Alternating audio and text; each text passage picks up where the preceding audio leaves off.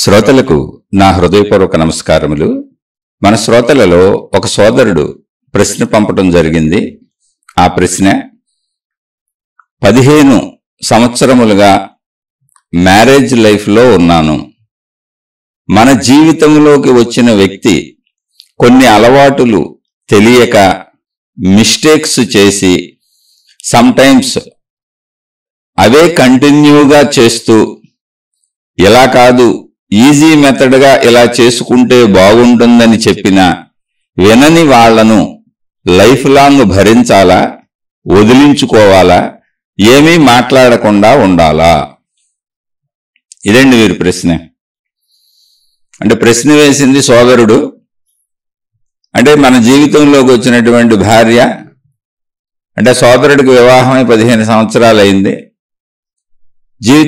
మన జీవితంలోకి వచ్చినటువంటి భార్య, అంటే సోదరుడి ప్రశ్నలో అనేక విషయాలలో సహకరించకపోవటం, అంటే వీళ్ళింటి పద్ధతులు అలవాట్లు తెలియక, వీళ్ళ వ్యక్తిత్వం తెలియక మిస్టేక్స్ చేస్తూ ఉంటే సమ్టైమ్స్ అయితే ఓకే, కానీ కంటిన్యూగా చేస్తూ ఉంటే, అంటే అప్పుడప్పుడు తప్పులు చేస్తే పర్వాలేదు ఓకే అని కూడా అన్నారు. కంటిన్యూగా చేస్తూ ఉంటే, ఇలా కాదు ఇలా ఈజీ మెథడ్గా చేసుకుంటే బాగుంటుందని చెప్పినా కూడా వినని వాళ్లను, అంటే వాళ్ళు మార్చుకోని వాళ్లను లైఫ్ లాంగ్ భరించాలా, వదిలేయాలా, మౌనంగా ఉండాలా? ఇదండి ప్రశ్న. ఇదే ప్రశ్న ఆడవాళ్ళు తమ భర్తలకు కూడా వేసుకుంటారు. ఎవరికైనా వస్తుంది. ఇది భార్యాభర్తలకు సంబంధించింది. అసలు ప్రశ్న మనం భార్యాభర్తల దగ్గర తీసుకున్నాం అంటే వాళ్ళకి అక్కడ ప్రాబ్లం వచ్చి ఉంటుంది, కానీ ప్రతి ఇద్దరి మనుషుల మధ్య ఇదే ఉంటుంది. ఇద్దరు మనుషులు ఉన్న ప్రతి చోట ఇది ఉంటుంది. ఇప్పుడు సహజంగా పిల్లల దగ్గర ఏంటంటే, పిల్లలు కూడా మనం ఎదిరిస్తారు, అన్నీ చేస్తారు, కాంప్రమైజ్ అవుతారు తల్లిదండ్రులు. నేను పెంచాలి, నా బాధ్యత కదా అని పిల్లల్ని చిన్నతనం నుంచి కాంప్రమైజ్ అవుతూ ఉంటారు. కొంతమంది పిల్లలు సహజంగా వాళ్ళకి తెలియదు కాబట్టి మంచిగా కూడా ఉండొచ్చు. కానీ ఎక్కడైనా లోకంలో ఇద్దరు మనుషులు ఉన్న చోట 2 అభిప్రాయాలు ఉంటాయి. అసలు ఇద్దరు మనుషులు ఏంటి ఒకసారి గమనించండి. ఇక్కడ జ్ఞానం అనేది ఏంటంటే నిరంతరం నాకు అనుకూలతను కోరుకోవటం కాదు. ఆధ్యాత్మికత అన్న జ్ఞానం అన్న ఏంటంటే, ఆధ్యాత్మికత అంటే అది ఏదో పెద్ద దేవుళ్ళకి సంబంధించింది, లేదా ఏదో శక్తికి సంబంధించింది అలా భావించుకోబాకండి. ఆధ్యాత్మికత అంటే నిత్య జీవితంలో సంతోషంగా ఉండటమే ముక్తి. నిత్య జీవితంలో ఎప్పుడు ఏడుస్తూ ఉండడమే బంధం. అంతే, ఏమీ లేదు. అయితే భౌతిక జీవితంలో ముక్తి అనేది ఏంటి? హాయి, సంతోషం, సుఖం, ఆనందం తాత్కాలికంగా వచ్చి వెళ్ళిపోతూ ఉంటుంది. ముక్తి అంటే విముక్తి. హాయిగా ఉన్నాను, సంతోషంగా ఉన్నాను, దుఃఖం లేదుగా. దుఃఖం లేకపోవటమే ఆధ్యాత్మికం. అదంతా భౌతిక జీవితంలో రోజు హాయిగా ఉండటం, సంతోషంగా ఉండటం, ప్రశాంతంగా ఉండటం, శాంతిగా ఉండటం, ఆనందంగా ఉండటం, మంచి అన్నీ ఆధ్యాత్మికమే, ముక్తే, మోక్షమే. అవి కాదనుకుంటున్నారండి. అందుకే వాటి కోసం వెంటపడుతున్నాం. అది శాశ్వతంగా వచ్చేస్తే దాన్ని మోక్షం అని పిలిచారు. ఇది పాక్షిక మోక్షాలు, పాక్షిక ముక్తులు, పాక్షికమైనటువంటి విముక్తులు. అవి కూడా బంధం అంటే ఏంటంటే, ఎక్కడ దుఃఖం ఉందో అక్కడ బంధం, అంతే. ఎక్కడ బాధ ఉందో అక్కడ బంధం. వాళ్ళు నా మాట లేదు, వీళ్ళు నా మాట లేదు, వీళ్ళు నాకు నచ్చినట్లేరు, వీళ్ళు ఇలా ఉన్నారు, అలా ఉన్నారు అని కంప్లైంట్లు ఉన్నాయి. ఇవన్నీ బంధాలే. అయితే కంప్లైంట్ లేని మనిషి అసలు భూమి మీద ఉంటాడా? అది ఆలోచించవలసిన విషయం. మన వరకు కాదు అసలు ఉంటాడా ఎవరైనా? అంటే సత్యాన్ని తెలుసుకోవటం ఆధ్యాత్మికం. సత్యం అంటే ఏంటి? అసలు ఎవరైనా భూమి మీద ఇద్దరు వ్యక్తులు ఎటువంటి కంప్లైంట్ లేకుండా ఒక జీవిత కాలం కలిసి ఉండటం కుదురుతుందా? అంటే ఈయన 15 సంవత్సరాలు పెళ్ళయ్యా అన్నారు. ఓకే, ఎవరైనా సరే, అసలు ఏ రిలేషన్ అయినా సరే, ఎంత గొప్ప ప్రేమికులైనా సరే, తల్లిదండ్రులు పిల్లలైనా సరే, అంతకు మించి రిలేషనే లేదు. ఎందుకంటే పిల్లల కోసమే బతుకుతారు తల్లిదండ్రులు. వాళ్ళైనా సరే అభిప్రాయ భేదాలు రాకుండా అసలు కుదురుతుంది ఆ జీవితం మొత్తంలో. ఎప్పుడో ఒకసారి ఏదో ఒక విషయంలో. మళ్ళీ చెబుతున్న ఆధ్యాత్మికత అనేది దైవానికి సంబంధించింది కాదు, మతాలకు సంబంధించింది కాదు, మార్గాలకు సంబంధించింది కాదు, గురువులకు సంబంధించింది కాదు, మొత్తం మనిషికి సంబంధించినది. నిత్య జీవితంలో నువ్వు హాయిగా ఉన్నప్పుడల్లా ఆధ్యాత్మికతలో ఉన్నావు. ఎందుకని? సంతోషం, హాయి, శాంతి, ఇదంతా ముక్తి, విముక్తి. అప్పుడు నీ విముక్తి అంటే ఏంటి? నీకు ఏ బంధం లేదు, ఏ బాధ లేదు, ఏ దుఃఖం లేదు. లేనప్పుడు నువ్వు ముక్తిలో హాయిగా ఉన్నావు. అది వద్దనుకోవుగా, సంతోషం వద్దనుకోవుగా, ఆనందం వద్దనుకోవుగా, శాంతి వద్దనుకోవుగా, ప్రశాంతత వద్దనుకోవుగా, అవేగా కావాలనుకుంటావు. సుఖం వద్దనుకోవుగా. ఆ సుఖము వీటి ఫలితాలే శాంతి. అయితే అది మనం భౌతిక ప్రపంచంలో తాత్కాలికంగా ప్రయత్నిస్తున్న విషయాలు కాబట్టి దానికి బరువైన పేరు మోక్షం అని పెట్టాల. కానీ అది రోజు మోక్షమే, నిత్య మోక్షమే. నువ్వు సంతోషంగా ఉన్నంతసేపు. నువ్వు దుఃఖంలోకి వెళ్ళినప్పుడల్లా నువ్వు మోక్షాన్ని పోగొట్టుకుంటున్నావు అంతే. ఇంకా పోగొట్టుకోవటానికి వీలు లేకుండా మోక్షంలోకి వెళ్ళిపోతే దాన్ని ఆత్మసాక్షాత్కారము అన్నారు. అంతే తప్ప అక్కడ ఏం పెద్ద విశేషత లేదు. అయితే దానికి సంబంధించిన జ్ఞానం ఒకటి ఉంది. ఆత్మసాక్షాత్కారం అంటే ఏంటంటే నేను అనంత ఆత్మస్వరూపుడను, స్వరూపురాలను అని తెలుసుకోవలసినటువంటి జ్ఞాన పద్ధతి ఉంది. ఆ పద్ధతి ఏమి లేదు, అది ఎక్కడో బయటది కాదు, నువ్వేది నీ లోపలే ఉంది. అయితే అది శరీరము, శరీరం తర్వాత మనసు, మనసు నుంచి బుద్ధి, బుద్ధి నుంచి వీటన్నింటినీ నడిపే ప్రాణశక్తి. అసలు శరీరం కాడే మనం ఉన్నాం ఇప్పుడు. అంటే ఆధ్యాత్మికత రోజువారీ జీవితంలో అన్నీ నిజమే. శరీరం నిజమే, మనసు నిజమే, బుద్ధి నిజమే, అహంకారం నిజమే, నేను నిజమే, అన్నీ నిజాలేనండి. ప్రాణశక్తి నిజమే. కానీ ప్రయాణం ఎక్కడ మొదలవుతుంది? శరీరంతో మొదలవుతుంది. కనపడేది శరీరమే. శరీరంతో నడక మొదలైన శరీరాన్ని కదిపే ప్రాణశక్తి మనకు కనపడదు. మనసుని నడిపే ప్రాణశక్తి మనకు కనపడదు. బుద్ధిని నడిపే మన ప్రాణశక్తి మనకు కనపడదు. మొత్తం కదలికలన్నింటికీ మూలమైన ప్రాణశక్తి మనకు కనపడదు. కాబట్టి మనకు కనపడే శరీరం నిజం, ఉన్నది అని తెలుస్తున్న మనసు నిజం, బుద్ధి నిజం. అయితే ఇప్పుడు మనం జీవించేటప్పుడు ఎలా జీవించాలి? శరీరంతోనే జీవించాలి, మనసుతోనే జీవించాలి, బుద్ధితోనే జీవించాలి, మనుషుల మధ్య జీవించాలి. స్త్రీ పురుషుల్ని సృష్టి చేసింది, ఆ అవసరతలు పెట్టింది, కోరికలు పెట్టింది, ఆకర్షణలు పెట్టింది. తద్వారా మానవ సమాజం ముందుకెళ్లేలా, పిల్లలు పుట్టేలా, మానవ సృష్టి ఎప్పటికీ ఆగకుండా భూమి మీద సాగేలా సృష్టి చేసిన ఏర్పాటు. దాన్ని ఎవరో మార్చడం కుదరదు. అదే మన అవసరం ఉంది కాబట్టి, మన కోరిక ఉంది కాబట్టి వివాహం చేసుకుంటాం. స్త్రీలైనా పురుషులైనా పద్ధతి ఇంతే. ఇక్కడ తెలుసుకోవలసిన సత్యం ఏంటి, ఇందులో ఆధ్యాత్మికత ఏంటి, భౌతికం ఏంటి అంటే, భౌతికము ఇప్పుడు ప్రశ్న. భౌతికం అంటే ఏం లేదు, నాకు కంప్లైంట్ వచ్చింది ఎదుటోళ్ళ మీద, అదే భౌతికం. ఎందుకంటే నిజమే. ఎందుకు నిజం అంటే నాకు తగ్గట్లేరు, నా ఇంటికి తగ్గట్లేరు, నా ఆలోచనలకు తగ్గట్లేరు, నా పనులకు తగ్గట్లేరు, నేను భావించుకున్నట్టు లేరు. నిజమే, అక్కడ లేరు, కనపడుతుంది. అది కనపడేదంతా భౌతికమే. నేను ఒకటి చెబుతా, వాళ్ళు ఒకటి చెబుతున్నారు, వాళ్ళు ఒకటి చెబుతా, నేను ఒకటి చెబుతున్నా, అసలు నాకు మనశ్శాంతి లేదు. ఇదంతా భౌతికం, ఇందులో డౌటే లేదు. అయితే ఇదంతా భౌతికమే, ఇదంతా సత్యమా అంటే సత్యమే. ఇదంతా సత్యమే కూడా. ఎవరికి? నాకు అనుకూలంగా లేరు, నాకు బాధగా ఉంది, నాకు ఇబ్బందిగా ఉంది, నాకు దుఃఖంగా ఉంది, నాకు కష్టంగా ఉంది. ఈ సత్యము కేవలము నాకు మాత్రమే.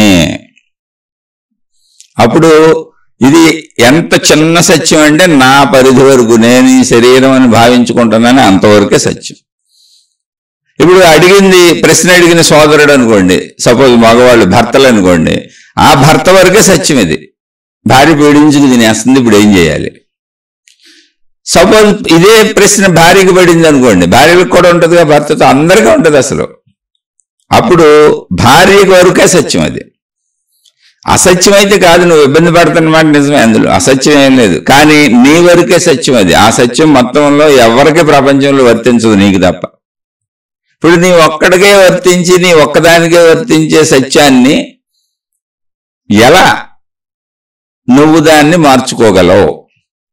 ఇది ప్రాబ్లం. ఇప్పుడు ప్రపంచంలో వచ్చింది ఏంటంటే, ఎవరికి వాళ్ళు భావించుకున్న సత్యాన్ని, అంటే నాకు ఇబ్బంది, నాకు బాధ, నాకు దుఃఖం, నాకు కష్టం, ఇదంతా ఎదుటి వాళ్ళ వలన. వాళ్ళు ఎవరైనా కావచ్చు, భార్యాభర్తలనే కాదు, ఏ ఇద్దరు సంబంధ బాంధవ్యాలైనా. ఇప్పుడు ఎదుటి వాళ్ళు కూడా అలాగే అనుకుంటున్నారుగా. మరి వాళ్ళ సత్యంలో వీళ్ళు కష్టపెడుతున్నారు, వీళ్ళ సత్యంలో వాళ్ళు కష్టపెడుతున్నారు.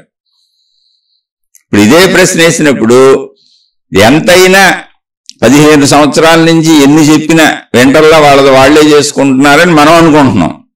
వాళ్ళేమనుకుంటారు, అదే స్థాయిలో, అదే స్థితిలో, అదే పరిస్థితుల్లో 15 సంవత్సరాల నుంచి నన్ను నిరంతరం పీడించుకు తింటానే ఉంటున్నారు, నన్నుగా ఉండనివ్వటం లేదు, నాకు అసలు స్వేచ్ఛ లేదు, నా ఆలోచనని బతకనివ్వటం లేదు.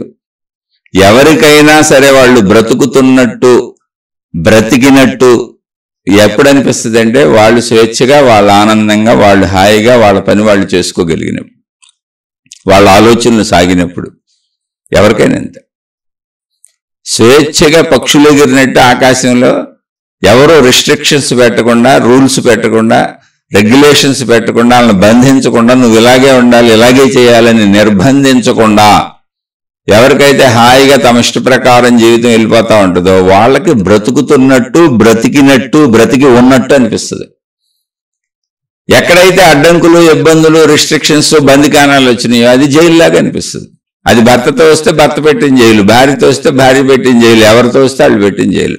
అందుకే మనుషుల మధ్య ఘర్షణలు వస్తాయి, అందుకే మనుషులకు దుఃఖాలు వస్తాయి, బాధలు వస్తాయి. కానీ ఇక్కడ గ్రహించండి, ఆ సత్యము ఎవరికి? నేను దాన్ని అసత్యం అంటల్లా, అది సత్యమే. ఎవరికి? నాకు మాత్రమే. మా ఆవిడ నాకు నచ్చినట్లేదు, 15 ఏళ్ల నుంచి చూస్తున్నాను, భరిస్తున్నాను, నాకు నచ్చినట్లేదు. ఇప్పుడు నేనున్నాను, నేను 25 ఏళ్ల నుంచి చూస్తున్నాను, నాకు 25 ఏళ్ల నుంచి ప్రాబ్లం ఉంది. కానీ సత్యం ఎవరికి? అది నాకు మాత్రమే. నాకు నచ్చినట్టు నువ్వు ఉండలేదు, నాకు నచ్చినట్టు నువ్వు ఉండలేదని నేను నా భార్యకి కొన్ని 100,000 సార్లు చెప్పాను. అంటే నా భార్య అప్పుడు అదే చెప్పింది, సేమ్ నువ్వు కూడా అదే ప్రాబ్లం, నువ్వు నాకు నచ్చినట్టు ఉండలేదు, నన్ను అసలు బతకనే ఉండలేదు అని. ప్రపంచంలో ఏ భార్యాభర్తల మధ్య వచ్చినా ఇలాగే ఉంటుంది, అసలు ఏ ఇద్దరి మధ్య వచ్చినా ఇలాగే ఉంటుంది. అంటే ఇండివిజువల్గా అది సత్యం, ఎవరికి వాళ్ళకే. ఇన్ని ఇండివిజువల్ సత్యాలు ప్రపంచంలో ఎలా బతకాలి? ఇప్పుడు స్త్రీ పురుషులు కలిస్తే కుటుంబం, శారీరక కోరికలు ఉన్నాయి, అందుకని వివాహం చేసుకున్నాం. లేకపోతే అసలు మనం ఎందుకు తెచ్చుకుంటాం భార్యని, లేకపోతే మనం ఎందుకు తెచ్చుకుంటాం భర్తని? మన జీవితంలో ఇంకో మనిషిని తెచ్చుకోం అసలు. మనకు అవసరాలు ఉన్నాయి, కోరికలు ఉన్నాయి, అవి తీరాలంటే ఇంకో మనిషి కావాలి, ఒక కుటుంబం ఏర్పడాలి, పిల్లలు, ఇవన్నీ ఒక విధానం, జీవిత విధానం నడవాలి ప్రపంచంలో అంటే మనకు రెండో మనిషి కావాలి. అందుకని తెచ్చుకున్నాం. కానీ తెచ్చుకునేటప్పుడే ఇక్కడ మనం వాడుతున్న పదం ఏంటి? రెండవ మనిషి. నీళ్ళల్లో నీళ్లు కలిసిపోతాయి, నీళ్ళల్లో నీళ్లు కలిసిపోతాయి. నీళ్ళల్లో నీళ్లు కలిసిపోయినట్టుగా మనలో కలిసిపోవటానికి ఇంకో మనం రాలా, వాళ్ళు వేరు, రెండవ మనిషి. అసలు స్త్రీకి పురుషుడికి శారీరకపరమైనటువంటి సంబంధ బాంధవ్యాలే ఉండవు. ఆ శరీరం వేరు, ఈ శరీరం వేరు, మొత్తంగా శరీరమే మార్పులుగా ఉంటుంది. వాళ్ళు పుట్టు పెరిగిన కాడి నుంచి మొత్తం శరీర మార్పులతో సహా వాళ్ళు పెరగటం, వీళ్ళు పెరగటం సంపూర్ణమైన భేదంగా ఉంటుంది. 2 కుటుంబాల్లో పుట్టారు, వేరువేరు ప్రదేశాల్లో పుట్టారు, వేరువేరు చోట్ల పుట్టారు, వేరువేరు విధానాల్లో పెరిగారు, వేరువేరు అభిప్రాయాలతో పెరుగుతారు, మొత్తం వేరు. అంతే. పెళ్ళి అంటే ఏంటో తెలుసా? సర్దుకొని బతకగలిగితే పెళ్లి చేసుకోవాలి. ఎందుకని? కోరుకుంది, అవసరం ఉంది కాబట్టి. ఒక పెళ్ళే కాదు, అసలు ఏ రెండవ మనిషి నీకు కావాలనుకున్నా ఆ రెండవ మనిషిలో సంపూర్ణంగా నీళ్లలో కలిసిపోయినట్టు, ఓ బకెట్ నీళ్లలో చెంబుడు నీళ్లు తీసుకెళ్లి పోసామనుకో, కలిసిపోయి ఉంటాయి, వేరు చేయటం కుదరదు. అలా మనుషులు కలిసిపోవటం కుదరదు. సృష్టి వేరువేరుగా చేసింది జీవుల్ని. ఏ ఇద్దరి మనుషులు రూపురేఖలు ఒకలా ఉండవో, వేలుముద్రలు ఒకలా ఉండవో, అసలు కంటి రెటీనా ఒకలా ఉండదు. ఎందుకని అవన్నీ మనకి ఫోటోలు తీసుకుంటూ ఉంటారు చూడండి, అత్యవసరమైన చోట అవన్నీ ఉపయోగిస్తూ ఉంటారు. ఇద్దరు గొంతులు ఒకలా ఉండవు, అసలు ఏ ఇద్దరికి ఏది కలవదు. అప్పుడు ఆలోచనలు ఎందుకు కలుస్తాయి, అభిప్రాయాలు ఎందుకు కలుస్తాయి, భావాలు ఎందుకు కలుస్తాయి? ఇది సృష్టి సత్యము. ఇది అసలు తెలుసుకోవాల్సింది. ఆధ్యాత్మికత అంటే ఇది. ఆధ్యాత్మికత అంటే ఏంటంటే ఉన్న సత్యాన్ని తెలుసుకొని ఆ ఉన్న సత్యంలోంచి నువ్వు జీవిత సత్యానికంటే నీ ఇండివిజువల్ సత్యంలో ఎలా జీవించాలో నిర్ణయించుకో. నువ్వు ఇండివిజువల్ సత్యాన్ని తెలుసుకొని అసలు సృష్టి సత్యాన్ని అంటే ఆధ్యాత్మికతను తెలుసుకోకుండా, అంటే ఉన్న సత్యాన్ని తెలుసుకోకుండా ఇండివిజువల్ సత్యాన్నే పట్టుకొని వెళ్ళిపోతుంటే అజ్ఞానము, ఘర్షణలు అక్కడ వస్తాయి. అంతే తప్ప ఆధ్యాత్మికత అంటే దేవుడికి సంబంధించింది కాదు. అక్కడ ఎవరో దేవుడు అద్భుతంగా వచ్చి నీకు మహిమలు మాయలు లీలలు చేసేది ఏమి ఉండదు. అది మతాలకు సంబంధించింది కాదు, గురువులకు సంబంధించింది కాదు, ఎవరికి సంబంధించింది కాదు, మనిషికి సంబంధించింది. నిత్య జీవితంలో ఆధ్యాత్మికత ఉంది. నువ్వు ఒక ప్రాకృతిక అంటే ప్రకృతి సంబంధమైన, విశ్వ సంబంధమైన, సృష్టి సంబంధమైన, జీవన సంబంధమైన ఒక శాశ్వత సత్యం అక్కడ ఉంది. దాన్ని తెలుసుకొని నీ ఇండివిజువల్ సత్యాన్ని పోల్చుకొని బతకాలి. నువ్వు ఇండివిజువల్ సత్యం కరెక్టే, నీ మాట వింటలేదు, నీకు బాధ కలుగుతుంది, కరెక్టే, అందులో అబద్ధమేం లేదు. కానీ ఉన్న ఆధ్యాత్మిక సత్యాన్ని అంటే ఉన్న సత్యాన్ని ఉన్నదన్నట్టుగా సృష్టిపరంగా తెలుసుకుంటే నీ మాట వినేలా ఎందుకు జరుగుద్ది అసలు సృష్టి? ఇక్కడ సృష్టి అంతా భిన్నత్వమేగా. సృష్టి అంటేనే భిన్నత్వంగా. మనుషులందరూ వేరువేరుగా ఉంటారుగా, రూపాలు వేరుగా తయారు చేయబడినాయి, రంగులు వేరుగా ఉన్నాయి, పొట్టి పొడుగు అన్ని వేరువేరుగా ఉన్నాయి. చూడండి, అభిప్రాయాలు కూడా లోపల అలాగే వేరుగా ఉంటాయి, ఆలోచనలు అలాగే ఉంటాయి. ఎక్కడో పుట్టారు, ఎక్కడో పెరిగారు, ఎవరి కుటుంబ పద్ధతులు వాళ్ళే, ఎవరి జీవన విధానాలు వాళ్ళది. అసలు స్త్రీ పురుషులు అంటే పూర్తి భిన్న ధ్రువాలు. పెరిగేటప్పుడే అసలు స్త్రీ శరీరంలో తీరుని బట్టి వాళ్ళ ఆలోచనలు ఉంటాయి, పురుష శరీర తీరుని బట్టి వీళ్ళ ఆలోచనలు ఉంటాయి. వీళ్ళిద్దరూ కలిసి బతకటం అనేది నీకు ఇవ్వబడిన జ్ఞాన నేర్పు. ఆధ్యాత్మికత తెలిస్తే, సత్యం తెలిస్తే అన్ని భిన్నత్వంగానే ఉంటాయి అనేటువంటి సృష్టి సత్యం తెలిస్తే అసలు ఘర్షణే ఉండదు. భిన్నత్వం సృష్టి ధర్మం అయినప్పుడు అంగీకరించడం తప్ప చేయటానికే ఉంది. కానీ మనం అసలు ఆధ్యాత్మికతను తెలుసుకోం కాబట్టి పోరాటం మొదలు పెడతాం. బలం ఉన్నోళ్ళు బలహీనలను తొక్కేస్తుంటారు, పెత్తనం సాగినోళ్ళు సాగించుకుంటూ ఉంటారు. ఇంతే ఇక్కడ జరుగుతుంది. ఎప్పుడు బలం అంటే ఏంటి? అది ఆర్థిక బలమా, కండ బలమా, ఏది సాగుదల ఏదైనా కానివ్వండి. బలము అంటే నీ పై చెయ్యి. అది ఉన్నవాళ్ళు కింద వాళ్ళ మీద దౌర్జన్యాలు చేసి సాగుతానే ఉంటారు. తల్లిదండ్రుల, పిల్లల, భార్య, భర్త, అన్నదమ్ముల, అక్క చెల్లెళ్ళ, స్నేహితుల, బయటోళ్ళ, ఇంట్లో వాళ్ళ, ఏదైనా కానివ్వండి, ఎవరైనా కానివ్వండి. ఇది భౌతికం అంటే. భౌతికం అంటే ఏంటో తెలుసా? నీ వరకు నీ పరిమితులు నువ్వు ఆలోచించటమే భౌతికం. అప్పుడు నీకు అన్ని నీ విషయాలన్నీ సత్యాలుగానే కనబడతాయి. నీ వరకు సత్యమే. ఎందుకని? నీ భార్యను నువ్వు తెచ్చుకుంది నీ సుఖం కోసం. ఎవరైనా మనం అదే అనుకుంటాం. నా భర్తను నేను తెచ్చుకుంది నా సుఖం కోసం, నన్ను సుఖపెడతానికి తెచ్చుకున్నా కాబట్టి నాకు ఎప్పుడు అనుకూలంగా ఉండి నాకు సుఖపెడతా ఉండాలి. నిరంతరం నేను కోరిని అన్ని ఇవ్వాలి, నాకు అనుకూలంగా ఉండాలి, నేను చెప్పినట్టు వినాలి, నేను చెప్పినట్టు చేయాలి. అన్నీ నాకు అనుకూలంగా ఉంటేనే నేను సుఖంగా ఉంటాను. నేను పెళ్లి చేసుకుంది అందుకే, నా భర్తను నేను తెచ్చుకుంది అందుకే, నా భార్యను నేను తెచ్చుకుంది అందుకే తెచ్చుకున్నా నేను. ఇది నా వరకు అయితే సత్యమే, అందులో డౌట్ లేదు. కానీ నా వరకు సత్యము అన్నప్పుడు ఎవరైనా కానీ ఆ భౌతిక నా వరకుని సాగించుకోగలరా? ఆ ప్రపంచంలో కుదురుతుందా అంటే ప్రయత్నిస్తున్నాం. ఆ ప్రయత్నమే పెత్తనాలు, అధికారాలు, మోసాలు, అన్యాయాలు, అక్రమాలు, దుర్మార్గాలు, గొడవలు, గోలలు, కొట్టుకోవటాలు, తిట్టుకోవటాలు, విడిపోవటాలు, విడాకులు, అన్ని రంగాలలో అన్ని చోట్ల అన్ని పేర్లు. మొత్తంగా విభేదాలు ఇవే. తండ్రి కొడుకులు విడిపోతారు, తల్లి కూతుళ్ళు, అన్ని బంధాలు విడిపోతాయి అది వచ్చినప్పుడు. కొంతమంది సర్దుకు సాగుతూ ఉంటారు అసంతృప్తితో. నీ వరకు నీ భావనలో అది నీకు సత్యమే, అది భౌతికం. నీకు అనిపిస్తున్నది నీకు కనిపిస్తున్నది. కానీ నీకు కనిపించని ఆధ్యాత్మికత ఉంది అక్కడ. కనిపించదు అంటే అర్థం ఏంటి? ఉందే, నువ్వు చూడట్లేదు. ఏంటది? సృష్టి మొత్తం భిన్నత్వంతో చేయబడింది. సింపుల్ అంతే. ఏ ఇద్దరు మనుషులు ఒకలా ఉండేలా చేయబడలేదు, అస్సలు చేయబడలేదు. అందులో మళ్ళీ భార్యాభర్తలు అనేవాళ్ళు అసలు మొత్తం జాతే వేరు, శరీరమే వేరు. స్త్రీ జాతి, పురుష జాతి, స్త్రీ శరీరం, పురుష శరీరం. అసలు ఇద్దరు అభిప్రాయాలు ఒకలా ఎలా ఉంటాయి? అసలు ఒకరు నాకు నచ్చినట్టు ఉండాలని కోరుకోవటమే మనం చేస్తున్న పెద్ద తప్పు. అంటే ఆధ్యాత్మిక పరంగా మాట్లాడుతున్నా. భౌతికంగా అయితే మీరు చెప్పుకునే రైట ఎప్పుడూ ఘర్షణతోనే ఉంటుంది.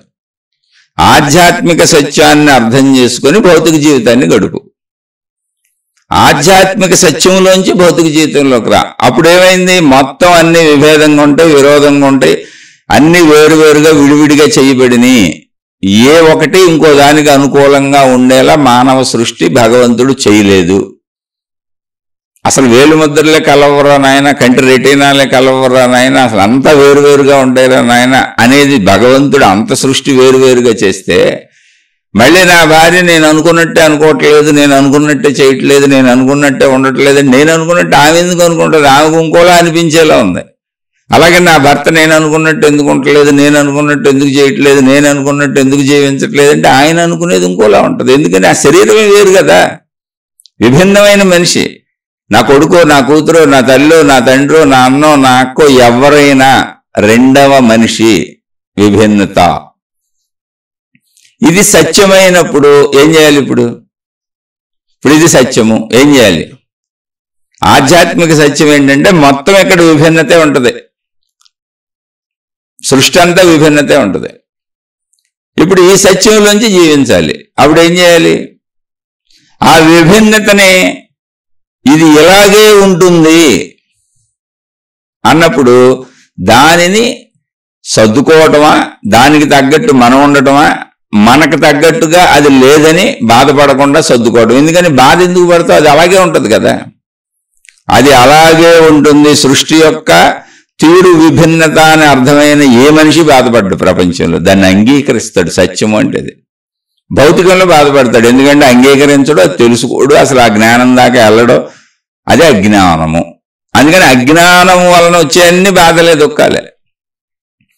ఏమంటే మరి మీరు ఈ ఉపన్యాసం చెబుతున్నారు కదా, అంటే మీకు కుటుంబం లేదా, మీకు భార్యాపిల్లలు లేరా, మీకు తల్లిదండ్రులు లేరా, మీకు అన్నదమ్ములు లేరా, మీకు అక్క చెల్లెళ్ళు లేరా, మీకు బంధుమిత్రులు లేరా, మీకు మనుషులతో విభేదాలు రాలేదా, మీరు బాధపడరా, మీకు అనిపించదా అనే ప్రశ్న మీరు తప్పకుండా నన్ను కూడా వేయచ్చు.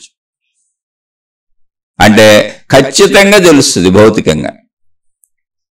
ఎందుకని నేను ఒకటి తింటే వాళ్ళు ఇంకోటి తింటారు, నాకు ఒకటి కావాలంటే వాళ్ళకి ఇంకోటి కావాలి, అలా అందరూ అలాగే ఉన్నారు, పిల్లలతో సహా అందరూ వేరువేరే. కానీ అది అలాగే ఉంటుందని నాకు తెలుసుగా. నాలా ఉండాలి వాళ్ళని నేను కోరుకోవట్లేదుగా, నాలా ఉండాలని నేను కోరుకోవట్లా.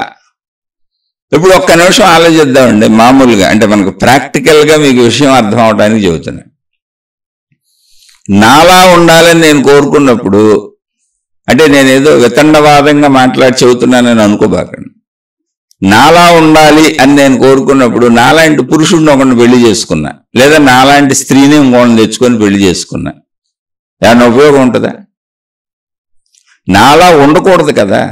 కాపురం చేయాలి, శారీరక కోరికలు తెచ్చుకోవాలంటే నాలా ఉండకూడదు, నాకు విభిన్నంగా ఉండాలి, పూర్తి విభిన్నంగా ఉండాలి. అప్పుడే నాకు శారీరక సుఖం దొరుకుద్ది. నాకు విభిన్నమైన పురుషుణ్ణి తెచ్చుకోవాలి, నాకు విభిన్నమైన స్త్రీని తెచ్చుకోవాలి. అప్పుడే నేను శారీరక సుఖం అనే ఆనందాన్ని పొందగలను. అప్పుడే నేను కుటుంబం అనేటువంటి పిల్లలను కలిగి, పిల్లలకి జన్మనిచ్చి, తండ్రినో తల్లినో అయ్యి నా కుటుంబాన్ని నేను ముందుకు నడుపుకుంటూ ఇక్కడ నిండు నూరేళ్లు సంతోషంగా హాయిగా నా కుటుంబాన్ని ఏర్పరుచుకొని బతకగలను. కాదు నాలాగే ఉండాలి, నేను ఆలోచించినట్టే ఆలోచించాలి, నేను చెప్పినట్టే చేయాలి, నాకు నచ్చినట్టే ఉండాలి అన్నాను అనుకో, అప్పుడు నాలాంటి ఇంకో పురుషుణ్ణి తెచ్చుకుంటే శారీరక కోరికలు తీర్చుకోవడం కుదురుతుందా, పిల్లల్ని కంటం కుదురుతుందా, కుటుంబం జీవితం కుదురుతుందా? నాలాంటి ఇంకో స్త్రీని తెచ్చుకుంటే. అందుకే అది విభిన్నత. విభిన్నత అర్థమైనప్పుడు మనం ఏదో మరీ చిన్నపిల్లలైతే ఆ విషయాలలో ప్రమాదం ఉంటే అది అర్థమయ్యేలా చెప్పటమే తప్ప మిగిలిన విషయాలన్నీ వదిలేసి వెళ్ళిపోవటం. అసలు ఎవరిదాళ్ళు చేసుకుని ఉండేముంది అందులో.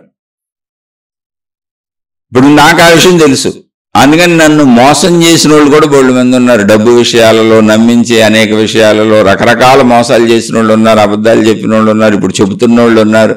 రకరకాలుగా వస్తువులు విషయాలు అన్నింటిలో ఇప్పుడు కూడా ఏ చిన్న పని ఉన్నా ఆ చిన్న పనికి పిలిచిన వాళ్ళు ఏదో ఒక మోసం చేసి వెళ్తారు. కానీ వాళ్ళు ఏదో ఒక ఇబ్బంది పెట్టి వెళ్తారు. కానీ నాకు సత్యం తెలుసు, మనుషులందరూ విభిన్నంగా ఉంటారు, అందరూ ఏదో పని చేసుకుంటుందో వాళ్ళ పొట్టకూటు కోసం, వాళ్ళు బతకడం కోసం. కాకపోతే అందులో కొంచెం మోసం, కొంచెం ఇవన్నీ ఉంటాయి, సహజం. మనకు అవసరం వచ్చింది అంతే. మనకు అవసరం వచ్చింది, ఏం చేయాలి ఇప్పుడు? అది ఎవరో చేయాలి, మనకు రాదు అని తెలిసి మేలకుండా కూర్చుంటా. కూర్చోక ఏం చేయగలను? నాకు రాని పని నేను చేయలేను, ఆ పని చేసేవాళ్ళని పిలవాల్సిందే.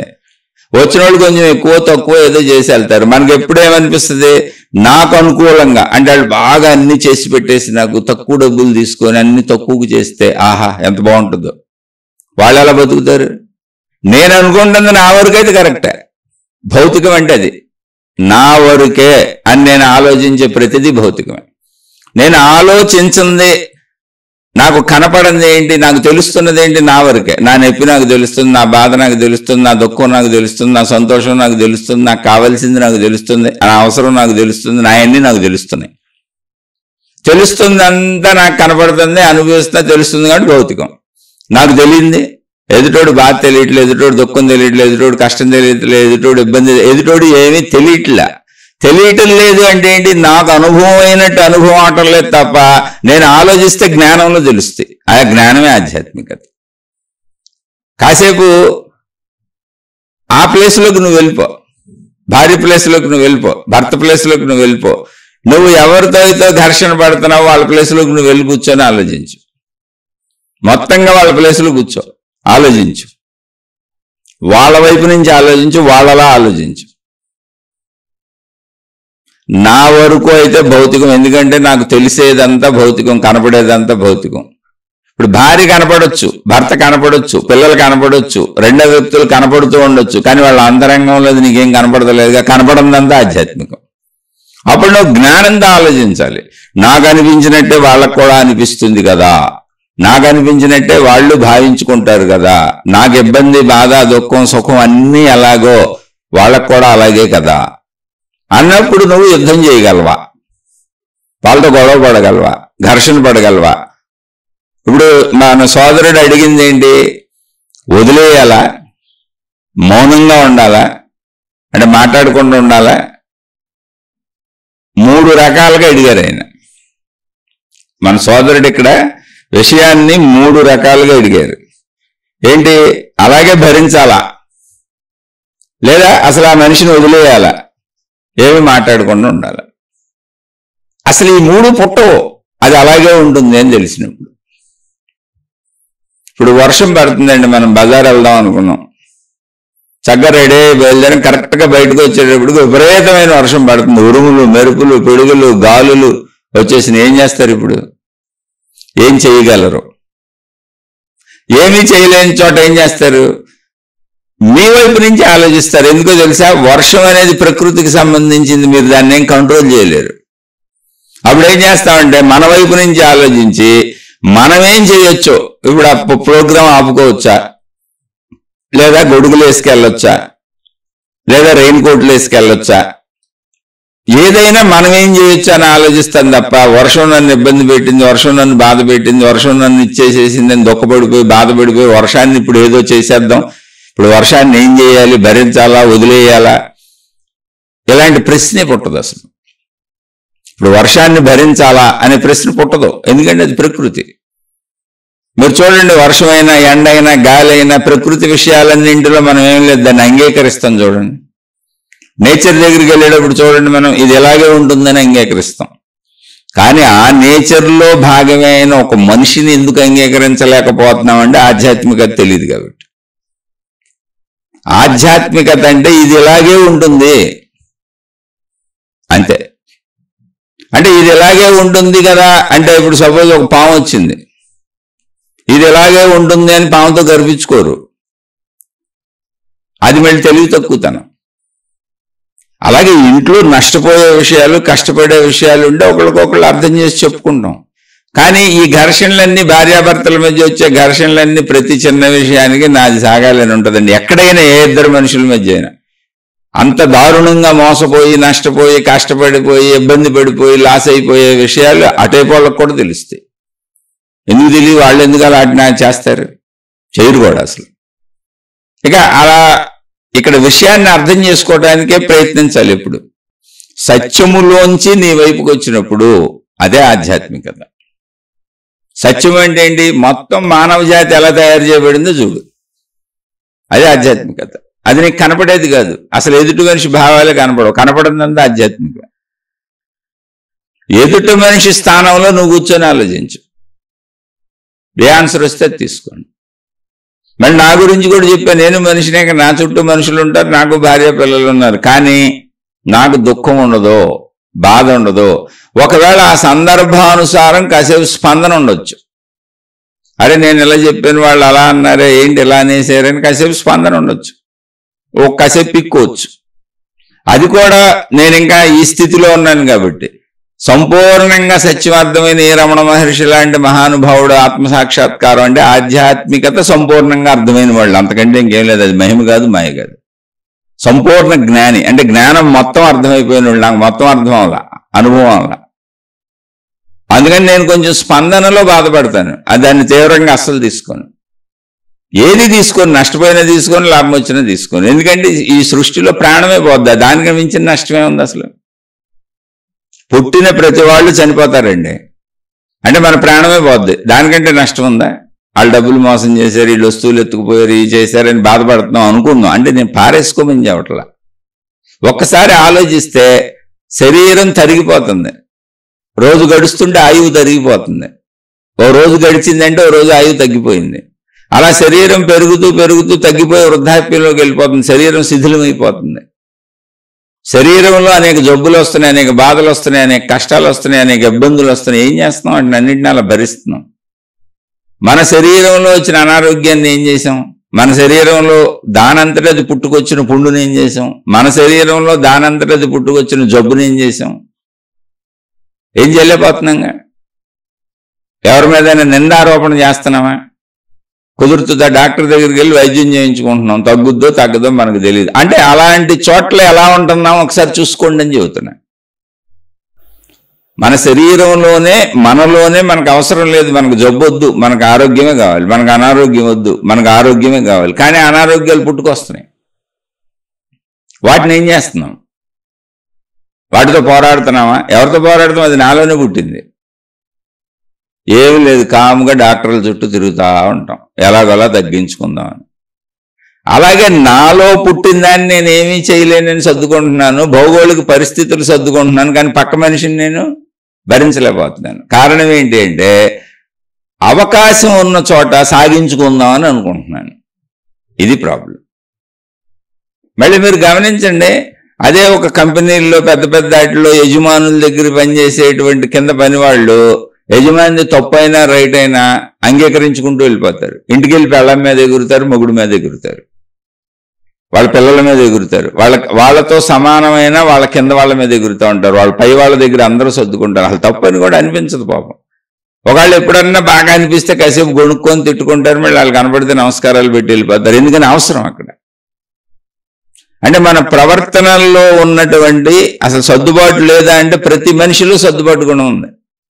ఎక్కడ సర్దుకుంటున్నాడంటే తన పై వాళ్ళని సర్దుకుంటున్నాడు, తనకు ఇష్టమైన చోట సర్దుకుంటున్నాడు, తనకు పర్వాలేదు అనిపించిన చోట సర్దుకుంటున్నాడు, తన పెత్తనం సాగని చోట సర్దుకుంటున్నాడు, తనకు బలం సరిపోని చోట సర్దుకుంటున్నాడు. ప్రతి స్త్రీ పురుషులు ఎక్కడైతే తనకు సాగుద్ది అనుకుంటున్నారో అక్కడ నేను సర్దుకోను అంటున్నారు. అది అహంకారం తప్ప అందులో జ్ఞానం ఎక్కడుంది? అదే అక్కడ ఆధ్యాత్మికత లేదు, అదే అజ్ఞానం. ఇప్పుడు సర్దుకోలేనుడు ఎక్కడా సర్దుకోలేడు. ఇప్పుడు మీరు ఒక వస్తువు ఉంది, ఏదైనా ఒక చీపురు కట్ట ఉందనుకోండి, ఎక్కడైనా చీపురు కట్టేది, దాని పని అదే, అది చేసేది అంతే. ఎక్కడైనా అది ఒకటే, ఒక వస్తువు ఎక్కడైనా అది ఆ వస్తువే, దాని పని అంతే, దాని గుణాలు ఏం మారవు. కానీ మనం అలా కాదు. మనం గమనించండి, మనకు కుదిరిన చోటేమో అందరినీ తొక్కేసి అందరి మీద పెత్తనాలు చేసేసి అన్ని మనకు అనుకూలంగా మలిచేద్దాం అనుకుంటాం, మలిచేసుకుందాం అని నిరంతర ప్రయత్నం చేస్తుంటాం. మనకి కుదరని చోట తల ఉంచుకొని చక్కగా చెప్పినట్టు వెళ్ళిపోతుంటాం. అంటే ఒక్క మాటలో మనకు పై వాళ్ళదే అంగీకరిస్తూ ఉంటాం, దానికి దుఃఖం కూడా ఉండదు. భౌగోళిక పరిస్థితులు అంగీకరిస్తూ ఉంటాం, ఏం చేసేది లేదు. ఇప్పుడు తుఫాన్లు వస్తుంది, కొట్టుకుపోతున్నారంటారు, ఏం చేస్తారు? ఏం చేయాలి? అలా కూర్చుంటాం నిస్సహాయంగా. భూకంపాలు అసలు చెప్పకుండా వచ్చేస్తే లక్షల మంది చచ్చిపోతుంటారు, ఏం చేస్తావు?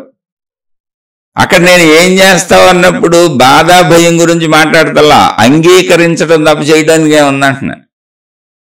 ఇలాంటి చర్యలు ఎన్నో ఉన్నాయి, అదే ఆధ్యాత్మికత.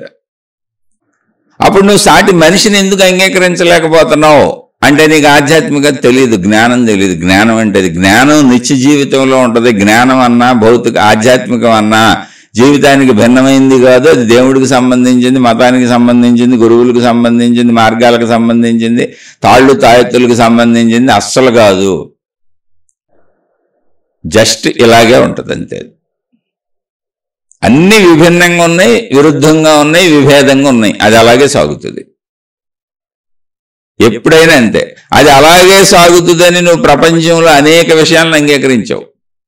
ఇప్పుడు గవర్నమెంట్ రోడ్లు వేసింది, రోడ్లు గుంటలు పడిపోయినాయి, తర్వాత రోడ్లు వేయలేదు, కొన్ని సంవత్సరాలు వాళ్ళు వదిలేశారు. ఆ గుంటల్లో డొల్లుకుంటూ అలా పోతూ ఇలా పోతూ కొట్టుకుంటూ అలాగే పోతున్నారు తప్ప రోడ్డు ఎవరు వేయగలరు? గవర్నమెంటే వేయాలి. వచ్చి అంగీకరించి వెళ్తున్నావు అంతే. కరెంటు తీసేశారు, ఏం చేస్తావు? మళ్ళీ కరెంటు వచ్చేదాకా ఉస్సో బుస్సో అని కూర్చుంటావు తప్ప సర్దుకోవడం తప్ప ఏం చేయగలవు? అది నీ చేతుల్లో లేదుగా. అలాంటి వాటిని అన్నింటినీ సర్దుకుంటున్నాం మనం. మన వల్ల కాని అన్నింటినీ సర్దుకుంటున్నామండి. అయితే ఆ సర్దుకునేటప్పుడు కరెంట్ లేదు, ఉస్సు అనొచ్చు బుస్సు అనొచ్చు, ఆనందంగా సర్దుకుంటున్నాం అని కూడా అంటలా నేను. కానీ ఇక్కడ ఎందుకు పోనీ అది ఉస్సు బుస్సు అనుకొని సర్దుకోవచ్చుగా. అది సత్యమే, అది ఆధ్యాత్మిక సత్యము. విభిన్నత సృష్టి ధర్మము. ఏ ఇద్దరు ఒకలా ఉండరు. అప్పుడు కన్విన్సింగ్ గా జాగ్రత్తగా వాళ్ళకి అర్థమయ్యేలా చెప్పడం. అండ్ ఎంత అర్థమయ్యేలా చెప్పినా వాళ్ళు మారటం లేదండి అంటే నువ్వు అనుకుంటున్నట్టే వాళ్ళు నిన్ను అనుకుంటున్నారు, అది సత్యం అంటున్నా. వాళ్ళ ప్లేస్లో కూర్చొని నువ్వు ఆలోచించు. నువ్వు ఎంత అర్థమయ్యేలా ఏం చెప్పుంటావు, నీకు అనుకూలంగా చెప్పుంటావు. అందుకని వాళ్ళు ఎంత అర్థమయ్యేలా చెప్పిన వాళ్ళు ఎందుకు మారట్లేదంటే వాళ్ళకి అనుకూలంగా వాళ్ళు అనిపించినట్టు వాళ్ళు చేస్తున్నారు. నువ్వు చెప్పింది కరెక్ట్ కాదనిపిస్తుంది. అదే చెప్పే, భౌతికంలో నాకు అనిపించటం సత్యం, నా వరకే సత్యం, అంటే పరిమిత సత్యం, చిన్న సత్యం. ఆధ్యాత్మికతలో సృష్టి మొత్తం విభిన్నతలో ఉంటుంది. అందరికీ ఎవరికి వాళ్ళకి అనిపించేలా వాళ్ళకో సొంత శరీరం, వాళ్ళకి పంచేంద్రియాలు, వాళ్ళకో సొంత అహంకారం, వాళ్ళకో సొంత మనసు, వాళ్ళకో సొంత బుద్ధి, అన్నీ వాళ్ళ ఇన్స్ట్రుమెంట్స్, వాళ్ళ పనిముట్లన్నీ వాళ్ళకి సపరేట్గా ఇవ్వండి. కాబట్టి ఖచ్చితంగా నేను ఎలా నాకు అనిపిస్తుంది అని నేను అనుకుంటున్నానో అందరూ అలా నాకు అనిపిస్తుంది అనుకుంటూనే బతుకుతారు. వాళ్ళకి అనిపించిందే వాళ్ళు చేయగలుగుతారు, ఇంకోటి చేయలేరు. ఒకవేళ భార్య అని, భర్త అని, తల్లి అని, తండ్రి అని, స్నేహితుడని, అన్నదమ్ములని, అక్క చెల్లెళ్ళని కొంత కాంప్రమైజ్ అయ్యి చేయగలిగిన కొన్నాళ్ళు చేస్తారు తప్ప శాశ్వతంగా నీకు అనుకూలంగా ఎవరూ ఉండలేరు, అసంభవం. అందుకని ఇక్కడ భార్యాభర్తలు అన్నప్పుడు అంటే ఎప్పుడో పూర్వం నేను ఉపన్యాసాలు చెప్పే రోజుల్లో, ఎప్పుడో మా ఫ్రెండ్స్తో మాట్లాడే ఉపన్యాసాలు అంటే బయట కాదు, మా ఫ్రెండ్స్ వాళ్ళకి చెప్పే రోజుల్లో భార్యాభర్తల గురించి సరదాగా కొన్ని లైన్లు చెప్పేవాడిని. ఏంటంటే, ఎప్పటికీ విడిపోని ఎన్నటికీ కలవని ఇద్దరు అందమైన బద్ధ శత్రువులు భార్యాభర్తలు. ఎప్పటికీ విడిపోని ఎన్నటికీ కలవని ఇద్దరు అందమైన బద్ధ శత్రువులు. మళ్ళీ ఇద్దరికి ఒకళ్ళ పట్ల ఒకళ్ళ ఆకర్షణ ఉంటుంది, అవసరం ఉంటుంది, మళ్ళీ శత్రుత్వం ఉంటుంది. ప్రేమ శత్రుత్వం రెండు కలిసి ఉంటాయి అక్కడ. ఎందుకని? అవసరం ఉంది, కోరిక ఉంది. అయితే ఇప్పుడు లేటెస్ట్గా ఏంటంటే చక్కగా విడిపోయి ఇంకొకళ్ళని చేసుకుంటున్నారు, మళ్ళీ వాళ్ళతో విడిపోవచ్చు, ఏముంది ఇక్కడ కాదు, అక్కడ కొన్నాళ్ళు సాగుద్ది. అన్ని కొన్నాళ్ళేగా. ఇంకో స్త్రీ దొరుకుద్ది, ఇంకో పురుషుడు దొరుకుతాడు. అక్కడ సమస్య అది కాదు. ఎక్కడైనా మనుషుల్లో విభిన్నత ఉంటుంది. ఇది తెలిసే పూర్వం నుంచి ఋషులు, మునులు, యోగులు, తపస్సంపన్నులు, వీళ్ళందరూ ఆధ్యాత్మికవేత్తలు అందరూ కూడా గృహస్థు ధర్మాలను పాటించే విధి విధానాలు పెట్టారు. అసలు గృహస్థు ధర్మాలలో విడిపోవటం, వదిలేయటం, విడాకులు తీసుకోవడం అనేది పాత సాంప్రదాయ పద్ధతులు ఎక్కడ లేదు. అసలు విడాకులు అనేవి లేవు, విడిపోవటాలు లేవు. ఎందుకని?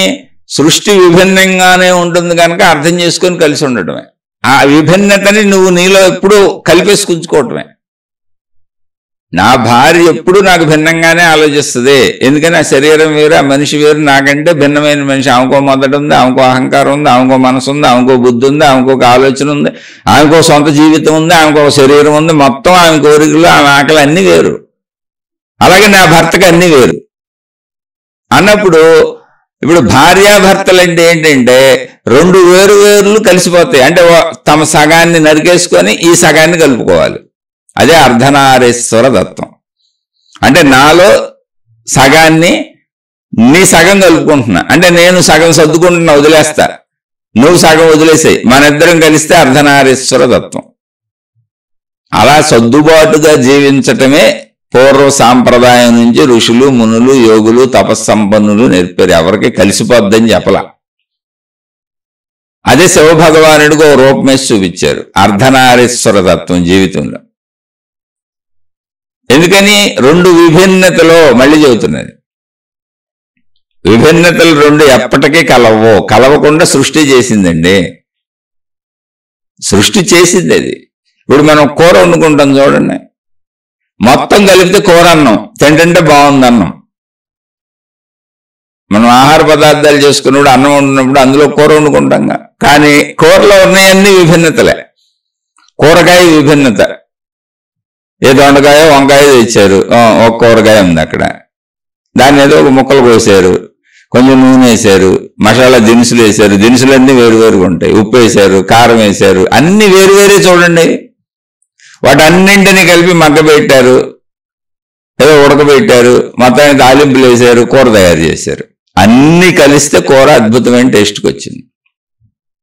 జీవితం అనేక విభిన్నతల కూర లాంటిది, వంటకం లాంటిది. నీకు వండటం సరిగ్గా రావాలి. విభిన్నతలను అంగీకరించినప్పుడు అలా అలా ఉంటుందని తెలుస్తుంది.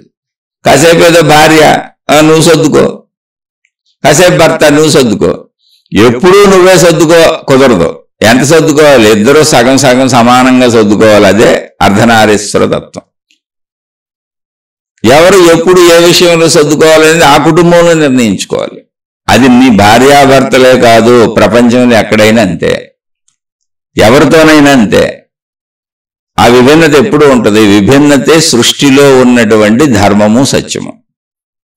అందుకని ఆధ్యాత్మికం అంటే ఏంటి? సృష్టి ధర్మాన్ని, సృష్టి సత్యాన్ని తెలుసుకొని జీవించినప్పుడు ఆ ధర్మానికి సత్యానికి అనుకూలంగా వెళ్ళిపోతావు, కానీ దాన్ని ప్రతిఘటిస్తూ ఎందుకు వెళ్తావు? ఎప్పుడైతే నువ్వు సృష్టి ధర్మాన్ని, సృష్టి సత్యాన్ని ప్రతిఘటిస్తూ వెళ్తావో అప్పుడు నీకు అశాంతి వచ్చేస్తుంది, అప్పుడు నీకు దుఃఖం వచ్చేస్తుంది, అప్పుడు నీకు బాధ వచ్చేస్తుంది, అప్పుడు నీకు ఘర్షణ వచ్చేస్తుంది ప్రతి మనిషితో. అంటే ఎక్కడ బాధపడుతున్నాం, ఎక్కడ ఘర్షణ పడుతున్నాం, ఎక్కడ ఇబ్బంది పడుతున్నాం, ఎక్కడ దుఃఖపడుతున్నాం, ఎక్కడ అశాంతికి లోనవుతున్నాము అంటే సృష్టి సత్యాన్ని, సృష్టి ధర్మాన్ని అంగీకరించని ప్రతి చోట. అది అంగీకరించాలంటే సృష్టి ధర్మము, సృష్టి సత్యము తెలియాలి. ఆ తెలియటమే జ్ఞానం. అంటే ఇప్పుడు ధర్మం అన్నా, జ్ఞానం అన్నా, సత్యం అన్నా, ఆధ్యాత్మికత అన్నా అన్నీ ఒకటే. మళ్ళీ మళ్ళీ చెబుతున్న ఆధ్యాత్మికత నిత్య జీవితానికి భిన్నమైనది కాదు. మొత్తం సత్యాన్ని తెలుసుకుని బతకడం ఆధ్యాత్మికత. నువ్వు బతకడం తప్పులేదు, బతుకు. నీ శరీరం ఉంది, చక్కగా బతుకు, దాన్ని కాపాడుకో, రక్షించుకో, దానికి ఆహారం ఇవ్వు, దాని కోరికలు తీర్చుకో, అన్ని చేసుకో. కానీ సేమ్ నీకు ఎలా అనిపిస్తుందో, నీకు ఎలా అన్ని కావాలో మొత్తం విశ్వంలో ఉన్న మానవ జాతికి అంతా అలాగే అనిపిస్తుంది, స్త్రీకైనా పురుషుడికైనా. అప్పుడు నువ్వు ఎవరి మీద పెత్తనం చేయాలనుకుంటున్నావు చెప్పు, ఎవరు నీకు అనుకూలంగా ఉండాలి చెప్పు. ఎలా కుదురుతుంది వాళ్ళు నీకు అనుకూలంగా ఉండాలంటే? ఇప్పుడు నన్ను అందరూ అలా కోరుకుంటూనే ఉంటారు, వాళ్ళకి అనుకూలంగా ఉండాలి. అది నేను ఎందుకు ఆలోచించలేకపోతున్నాను?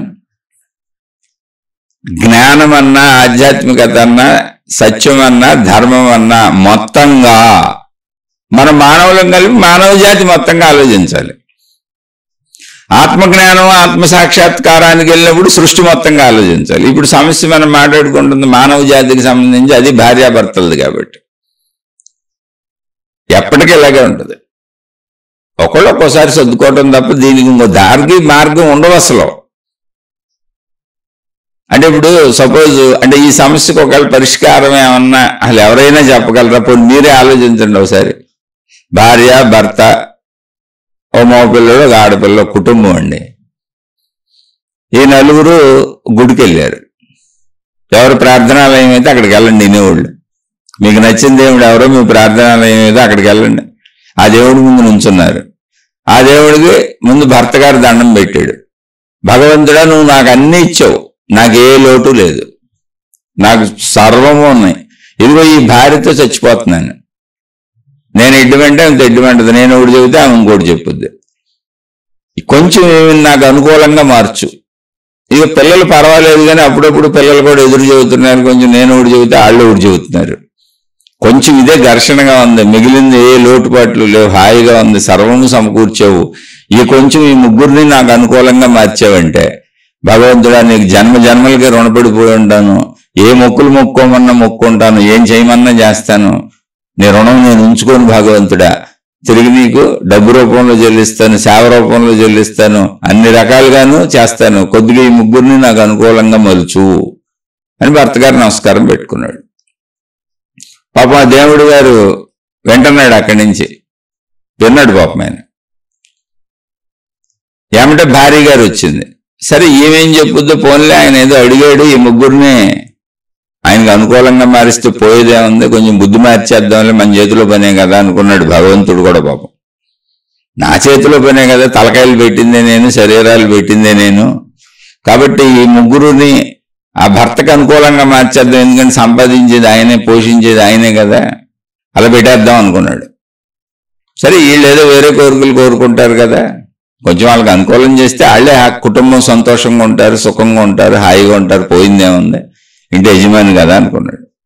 ఇప్పుడు భార్య వచ్చింది, భార్య నమస్కారం పెట్టింది. మళ్ళీ దేవుడు గారు అంటున్నారు, అయ్యా నాకు సర్వం ఇచ్చావు, నాకు ఏ లోటు లేదు, అసలు నాకు ఇబ్బందే లేదు, కోరికలు కూడా లేవు, నాకు నువ్వంటే ఎంతో భక్తి, నీకు తెలుసు కదా, నిరంతరం నీ నామకోటి రాసుకుంటా ఉంటాను, నీ నామాలు రాస్తా ఉంటాను, ఖాళీ ఉన్నప్పుడల్లా నీ జపమే, నీ నామం జపించుకుంటూ, ఇంట్లో పనులు కూడా చూడు, వంటలు చేస్తున్నప్పుడు అవి నిన్నే స్మరించుకుంటా ఉంటా కదా తండ్రి, నిన్నెప్పుడు మర్చిపోయాను అసలు నేను, ఖాళీ ఉన్నప్పుడల్లా నీ స్మరణే కదా, నీకు తెలియదు ఎంత భక్తురాలను. నాకు చిన్న ప్రాబ్లం ఏంటంటే ఇదిగో ఈయనతోనే, ఈయన ఏంటంటే ఎప్పుడు నేను చెప్పేది ఒకటి, ఆయన చెప్పేది ఒకటి, ఆయన చెప్పింది వినలేదని నా ప్రాణం తీసేస్తుంటాడు నిరంతరం. స్వామి ఏంటి అన్యాయమా, ఈ పెత్తనమా, నాకేదో ఉద్యోగం లేదు కదా, నేను చదువుకోలేదు కదా, ఇంట్లో ఉన్నాను, ఆయన సంపాదించుకొస్తున్నాడని నా మీద పెత్తనం చేసేస్తే నేను ఎంత ఇంటి పని చేస్తున్నాను, నా ఇంటి పనికి అంత అసలు లెక్క కట్టి డబ్బులు ఇస్తే నాది ఎంత సంపాదన అవుద్ది. అలా అని నేనేమో ఆయనకేమో అంత వ్యతిరేకంగా ఏమి ఉండను, కానీ మొత్తంగా నేనేమన్నా ఒక గోడనా, ఒక తలుపునా, ఒక చెక్కనా, ఒక వస్తువునా, నీకు తెలియదా స్వామి, నాకు భావం ఉండదా, నాకు ఆలోచన ఉండదా, నాకు మనసు ఉండదా, నాకు ఇష్టం ఉండదా, నాకు కోరిక ఉండదా, నేను ఒక వస్తువునో, చెక్కనో, పెన్నునో, పెన్సిల్లో అయితే ఆయనకి నచ్చినట్టు ఉండొచ్చు, నువ్వేగా జీవం పెట్టావు, నాలో ప్రాణం పెట్టావు, ఇదిగో ఆయనతోనే కొంచెం ప్రాబ్లం అయింది, కొద్దిగా ఆయన్ని నాకు అనుకూలంగా మలుచు, పిల్లలతో కూడా అంత పెద్ద ఇబ్బంది ఏమీ లేదు, కానీ అప్పుడప్పుడు చిన్న చిన్న ఇబ్బందులు వస్తాయి, కొంచెం ఈ పిల్లల్ని ఆయన్ని నాకు అనుకూలంగా మలిచావంటే తండ్రి, నేను ఆల్రెడీ నీ భక్తురాల్ని, ఇంకా అసలు నేను నా జీవితంలో మొత్తం నీ నామస్మరణతో నీతోనే గడిపేస్తాను.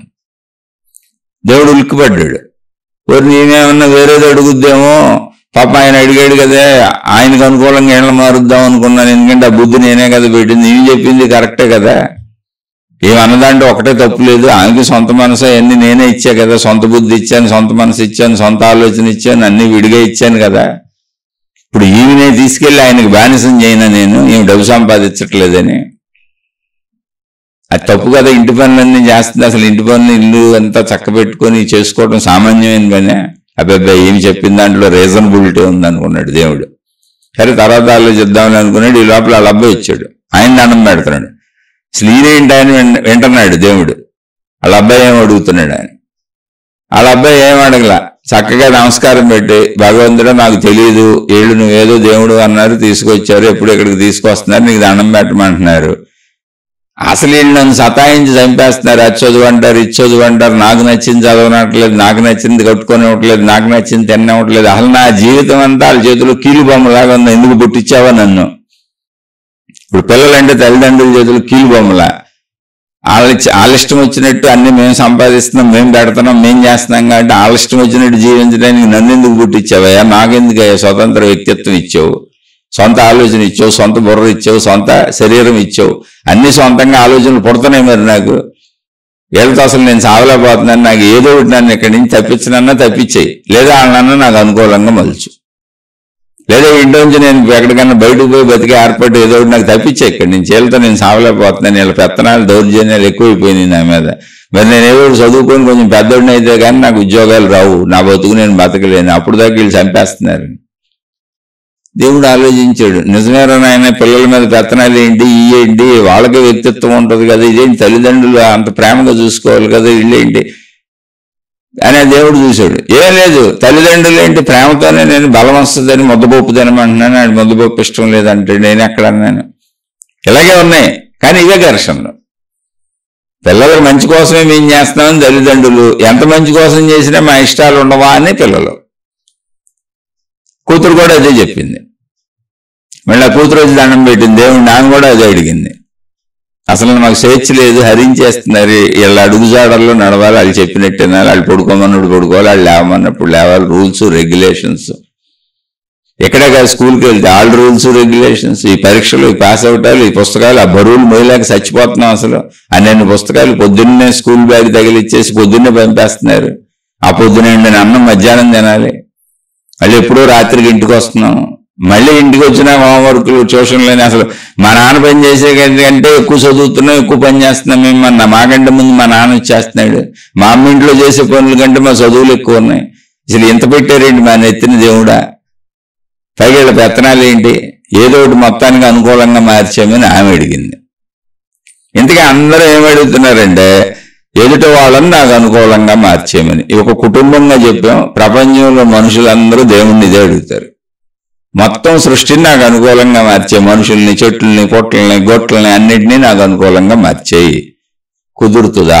మీరు ఆలోచించండి, ప్రశాంతంగా కూర్చోండి.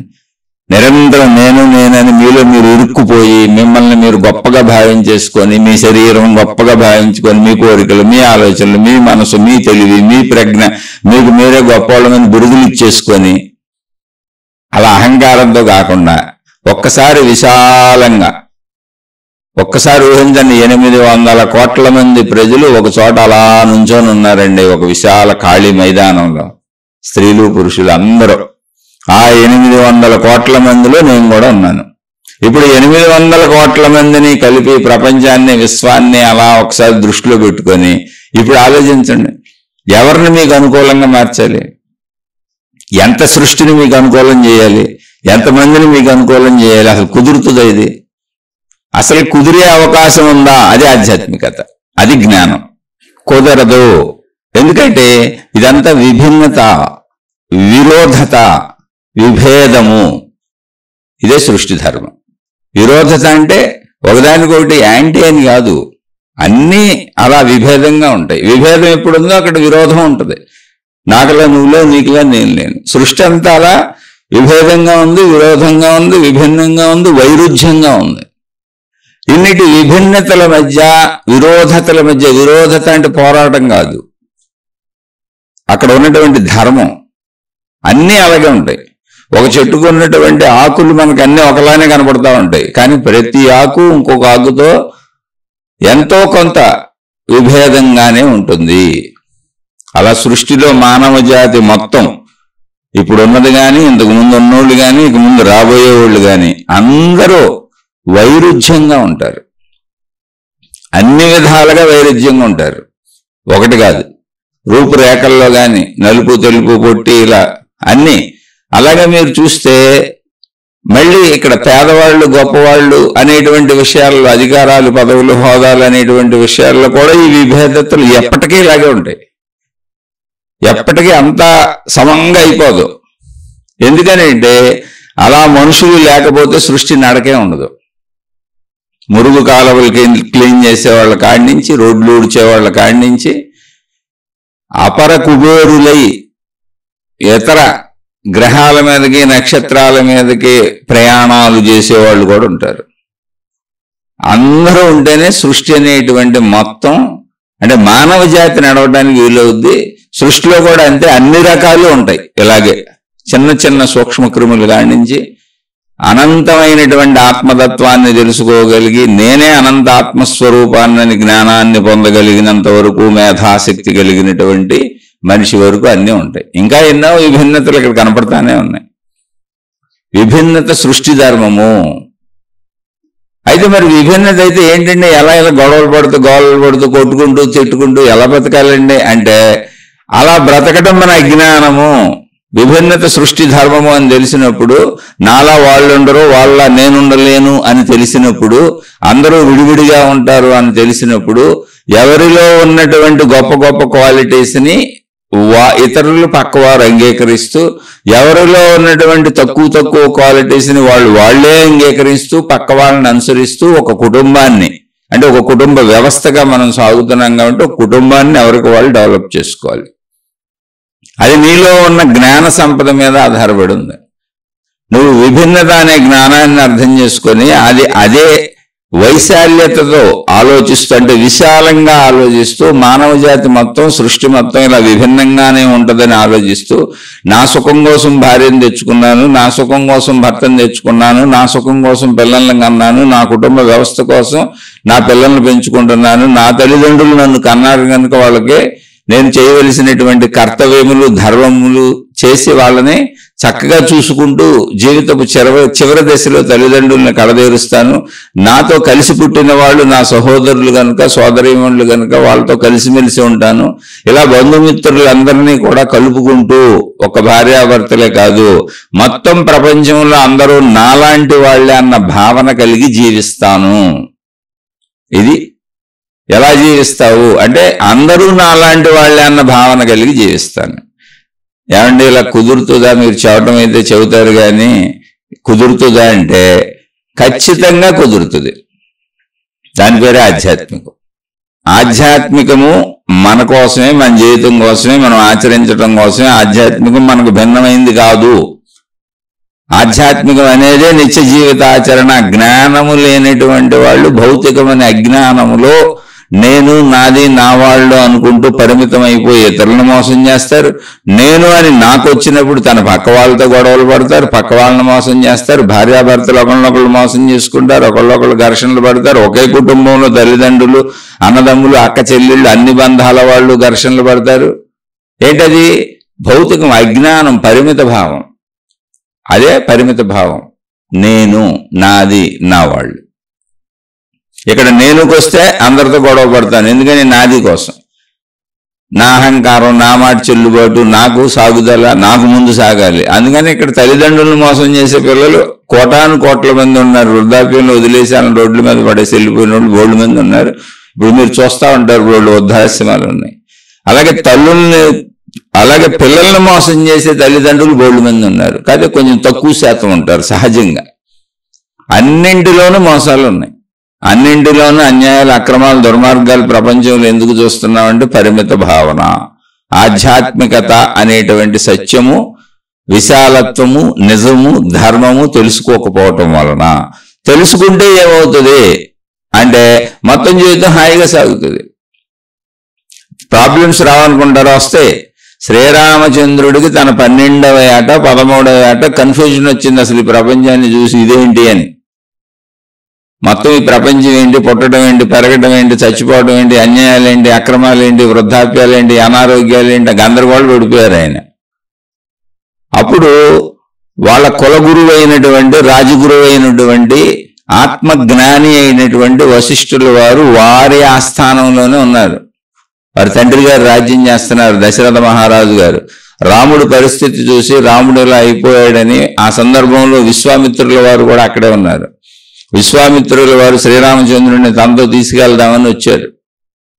రక్షణగా, యాగ రక్షణగా. అక్కడ ఏదో రాక్షసులు అల్లరి చేస్తున్నారు, ఆశ్రమాన్ని ఏడిపిస్తున్నారు, అక్కడ ఉన్నటువంటి వాళ్ళని బాధ పెడుతున్నారని రామచంద్రుడిని తీసుకెళ్లి ఆ రాక్షసుల్ని సంహరిద్దామని అడగడానికి వచ్చారు. అప్పుడు వచ్చినప్పుడు రాముడు పరిస్థితి ఏంటయ్యా అంటే, ఆయన అసలు ఈ ప్రపంచం ఏంటి, లోకం ఏంటి, గజిబిజి ఏంటి, గందరగోళం ఏంటి, పుట్టడం ఏంటి, చావటం ఏంటి, ఈ వృద్ధాప్యాలు ఏంటి, అనారోగ్యాలు ఏంటి అనేటువంటి మానసిక చింతలో ఉన్నారు ప్రపంచాన్ని చూసి. పరిమిత భావన. ఎందుకు ఇదంతా ఇలా జరుగుతుంది? అయితే ఆయన మంచివారు కనుక అలా తనలో తాను మదన పడిపోతూ సరిగా తినక నిద్రపోక, అప్పటికే పాప ఆయన అలా చాలా రోజుల నుంచి ఉన్నారు. రాజవైభవాలు అనుభవించట్లేదు, నేల మీద పడుకుంటున్నారు, అసలు విసుగు చెందుతున్నారు. నాకు ఈ వైభవాలు వద్దంటున్నారు. ఏంటి ప్రపంచం అంతా నాకు అర్థం కావట్లేదు అంటున్నారు. అప్పుడు విశ్వామిత్ర మహర్షికి ఈ విషయం చెబితే ఆయన వశిష్ఠుల వారిని, అయ్యా మీరు సాక్షాత్తు ఆత్మజ్ఞానులు, దైవస్వరూపులు, మీరే ఇక్కడ ఉండి, మీరు వీళ్ళ కులగురువు అయి ఉండి, రాజగురువు అయి ఉండి, మీకు అద్భుతమైనటువంటి ఆత్మసాక్షాత్కారాన్ని పొందిన మీరు రామచంద్రుల వారికి ఇప్పటి వరకు ఈ విషయం ఎందుకు చెప్పలేదు? వారికి ఆత్మజ్ఞానాన్ని బోధించండి, లోకం అర్థమవుతుంది అని చెప్పారు. ఆ నిండు సభలో వాళ్ళందరూ ఉండగా శ్రీరామచంద్రుల వారిని పిలిపించి యోగ వాసిష్టము అనేటువంటి దాన్ని వశిష్ఠుల వారు ఆత్మజ్ఞానమును బోధించారు. దాని పేరు యోగ వాసిష్టం అని టైటిల్. ఆయన టైటిల్ ఆయన పెట్టలేదు, తర్వాత అది యోగ వాసిష్టం అనే పేరుతో ప్రసిద్ధి చెందింది. ఇంతగా ఆయన చెప్పింది ఆత్మజ్ఞానం. లోకం ఇలా ఎందుకు ఉంటుంది, లోక తీరేంటి అన్నప్పుడు, నాయన ఇది భిన్నత్వంగా కనపడుతున్న ఏకత్వమేను, నీకు అనేకంగా కనపడుతుంది, కానీ ఇది ఏకమైనటువంటి అనంత ఆత్మశక్తి, నువ్వు కూడా శక్తి స్వరూపుడువే, శరీర భావంలో నీకు అలా అనిపిస్తుంది అని అనేక ఉపమానాలతో ఉదాహరణలతో యోగ వాసిష్టాన్ని చెప్పారు. అదే ఆధ్యాత్మిక చదువు. దానిని అంటే అటువంటి విషయాలనే మనం ఆధ్యాత్మిక శీర్షికలుగా, ఆధ్యాత్మికతగా రోజు ఎంతో కొంత చెప్పుకొని తెలుసుకునే ప్రయత్నం చేస్తున్నాం. దేహభావన, మనోభావన, బుద్ధి భావన, శక్తి భావన. దేహభావన, మనోభావన కలిసి పనిచేస్తాయి. ఈ రెండు కలిసి పనిచేస్తున్నప్పుడు బుద్ధి భావన హెచ్చరిస్తూ ఉంటుంది. బుద్ధి ఇది తప్పు, ఇది రైటు, ఇది ఒప్పు, ఇది ఇలా చేయొచ్చు, చేయకూడదు అని చెబుతూ ఉంటుంది. బుద్ధి జ్ఞాన సంబంధితమైంది, అయితే అది పరిమితంగా దేహానికే ఉంచేసాం మనం. దాన్ని తెలుసుకుంటూ ఆ స్థితుల్ని దాటి జ్ఞానాన్ని ఎంతవరకు తీసుకెళ్లొచ్చు అంటే నేను అనంత ఆత్మశక్తిని అనే వరకు తీసుకెళ్లొచ్చు. అయితే పోయిన ఆత్మజ్ఞానం అక్కడ మాట్లాడుకోవచ్చు కదండి. ఇప్పుడు ఈ భార్యాభర్తల గొడవల్లో, అన్నదమ్ముల గొడవల్లో, అక్క చెల్లెల గొడవల్లో, మనుషుల గొడవల్లో, ఈ పరస్పరం ఒకళ్ళకొకళ్ళు భేదభావంతో జీవిస్తున్నటువంటి సామాన్య మానవ గొడవల్లో ఇంత పెద్ద ఆధ్యాత్మిక ఆత్మజ్ఞానం ఎందుకండి అంటే కాదు, అసలు అది మనిషికే చెప్పబడింది, అది మనిషికి సంబంధించింది. ఆత్మజ్ఞానం తెలిసిన వాళ్ళు భేదభావంతో ఉండరు, ఘర్షణలతో ఉండరు, గొడవలతో ఉండరు. కానీ వాళ్ళ గొడవలు రావా అంటే వస్తాయి. దానికి ఉదాహరణగా రామచంద్రుని చెప్పాను. అప్పుడు ఆ 12-13 సంవత్సరాల వయసులోనే ఆయనకి ఆత్మజ్ఞాన విధానం బోధింపబడింది, ఆయనకు అర్థమైంది. బోధింపబడిందంటే ఓ పెద్ద విశేషం కాదు. పేరు యోగ వాసిష్టము, వశిష్ఠ గీత ఇలా రకరకాలుగా పిలుస్తారు. కానీ అందులో చెప్పబడిందంతా కూడా శరీరము, మనసు, బుద్ధి, దాని పనితీరులు, దాన్ని పనిచేయింపజేస్తున్న అంటే శరీర మనసు బుద్ధులను పనిచేయింపజేస్తున్నటువంటి శక్తి. ఆ శక్తి స్వరూపం నువ్వు. ఇక్కడ శరీరం నశించిపోద్ది, తర్వాత మనసు నిర్మూలనం అయిపోద్ది. కాబట్టి శక్తిగా నువ్వు మిగిలిపోతావు, నీకు అసలు నశింపు లేదు. నువ్వు మొదటి నుంచి శక్తిగానే ఉన్నావు, ఇప్పుడు శక్తిగానే ఉన్నావు, ఎప్పటికీ శక్తిగానే ఉంటావు. కానీ నేను శరీరం అని భావించుకుంటున్నావు అనే విషయాన్ని 32,000 శ్లోకాలలో అనేక ఉపమానాలతో, అనేక కథలతో, అనేక రకాలుగా అర్థమయ్యేలా చెప్పే ప్రయత్నం చేశారు ఆయన. రామచంద్రుల వారికి అర్థమైంది. అక్కడి నుంచి విశ్వామిత్రుల వారి వెంట వెళ్ళి ఆయన రాక్షస సంహారం చేశారు. ఆత్మజ్ఞానం అర్థమైపోయిన తర్వాత నేను అడవులకు వెళ్ళిపోతాను, సన్యాసం తీసుకుంటాను, నాకంతా అర్థమైపోయింది, చిచ్చి ఈ జీవితం ఏమీ లేదు, అభ్యర్థ ఇంకేం అక్కర్లేదు, అసలు మనం కుటుంబాల్లో ఉండక్కర్లేదు, ఈ ఇళ్ళు వదిలేద్దాం, ఈ రాజ్యాలు వదిలేద్దాం, ఈ జనాలను వదిలేద్దాం, ఎవరితో సంబంధం లేదు, ఎందుకంటే నాకు ఆత్మజ్ఞానమే అర్థమైపోయిన మనిషిని నేను అని ఆయన ఎక్కడికి వెళ్ళా, విశ్వామిత్రుల వారితో వెళ్ళి యాగ సంరక్షణ చేసి అక్కడ రాక్షస సంహారం చేసి తిరిగి వస్తూ సీతమ్మ తల్లిని వివాహం చేసుకున్నారు. విశ్వామిత్రుల వారే వివాహం చేయించారు.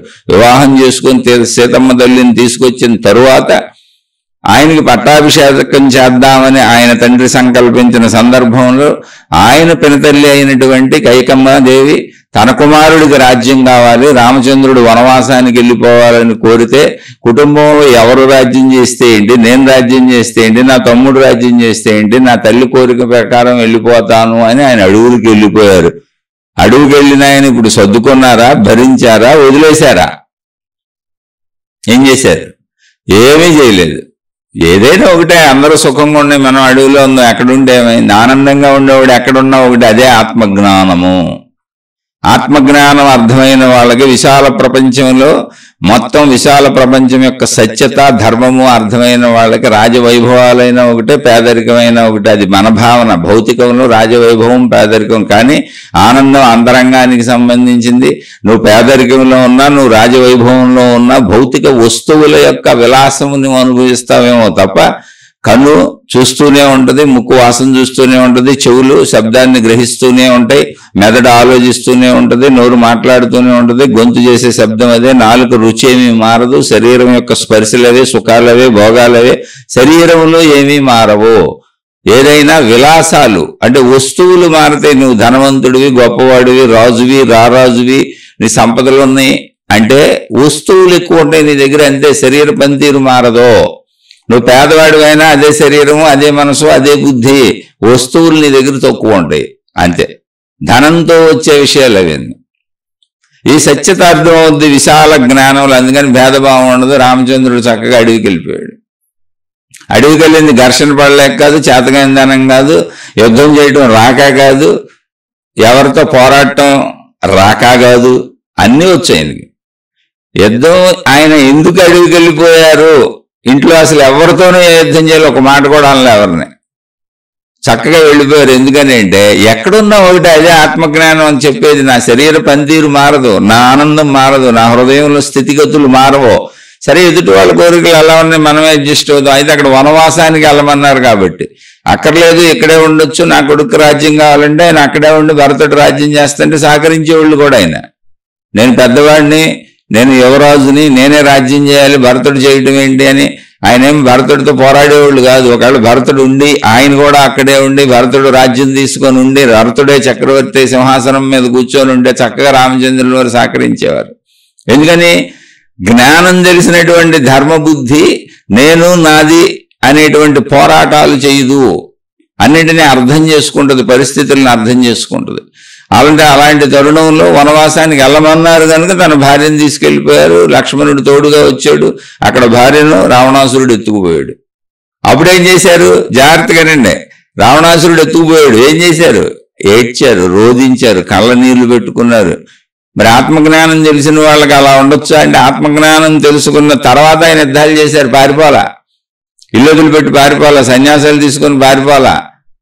అసలు మనకు అక్కర్లేదు, ఇదంతా నాకు జ్ఞానం అర్థమైపోయింది, నేను అద్భుతమైన జ్ఞానిని, మీరు ఆఫ్టర్ ఆల్ మనుషులు అని చెప్పి అందరినీ దీవించేస్తానని ఫోటోలు 2 చేతులు ఎత్తి పైన ఫోటోలు దిగి ఆశీర్వాద ఫోటోలు అమ్మలా, జ్ఞాన గ్రంథాలు రచించి అమ్ముకోవాలా. ఆయన మళ్ళీ మామూలుగానే ఉన్నారు. జ్ఞానం తెలిసిన వ్యక్తి ఎప్పుడూ మామూలుగానే ఉంటాడంటానికి రామాయణాన్ని మించిన చరిత్ర లేదా. అని తన కర్తవ్యాలు తన ధర్మాలు అన్నీ చేస్తాడు. చక్కగా అలా చేస్తూ ఆయన మళ్ళీ అక్కడ సీతమ్మ తల్లిని ఎత్తుకుపోయినప్పుడు భార్య దూరం అయితే ఎడబాటైతే ఎంత దుఃఖానికి లోనవుతారో అంత భరించరాని దుఃఖానికి లోనై ఆత్మహత్య అంటే తను ఇంకా బ్రతకటం ఎందుకు, చనిపోదాం అన్న తలంపు కూడా కలిగింది. అయ్యో తన భార్య మీద ఉన్నటువంటి ప్రేమ మమకారం. అంటే ఆత్మజ్ఞానికి ప్రేమలు ఉండవా, ఆత్మజ్ఞానం తెలిసిన వాళ్ళకి మమకారం ఉండదా, అభిమానం ఉండదా, అన్నీ ఉంటాయి, చెడు ఉండదు అంతే. జ్ఞానం తెలిసిన వ్యక్తికే ఎక్కువ ప్రేమలు ఉంటాయి, ఎక్కువ మమకారాలు ఉంటాయి, ఎక్కువ అభిమానాలు ఉంటాయి, అన్నీ ఎక్కువ ఉంటాయి. ఎందుకని విశాల జ్ఞానం తెలిసిన ధర్మపరుడు కనుక. అయితే ఆయనలో చెడు ఉండదు. ఎందుకు ఉండదు అంటే భౌతికం ఆయనకు తెలిసి ఎవరిలో చెడు ఉంటే క్షమిస్తారు కూడా. ఎందుకని వాళ్ళ జ్ఞానం తెలియక అలా ఉన్నారు, వాళ్ళ జ్ఞానం తెలియట్లేదు, అందుకని అలా ఉన్నారు. భౌతికం పరిమితం, చిన్నపిల్లలాళ్ళు. భౌతికం అజ్ఞానంలో ఉన్నవాళ్ళు జ్ఞానికి చిన్నపిల్లలు, అనంతత్వం అర్థమైన వాడికి చిన్నపిల్లలు.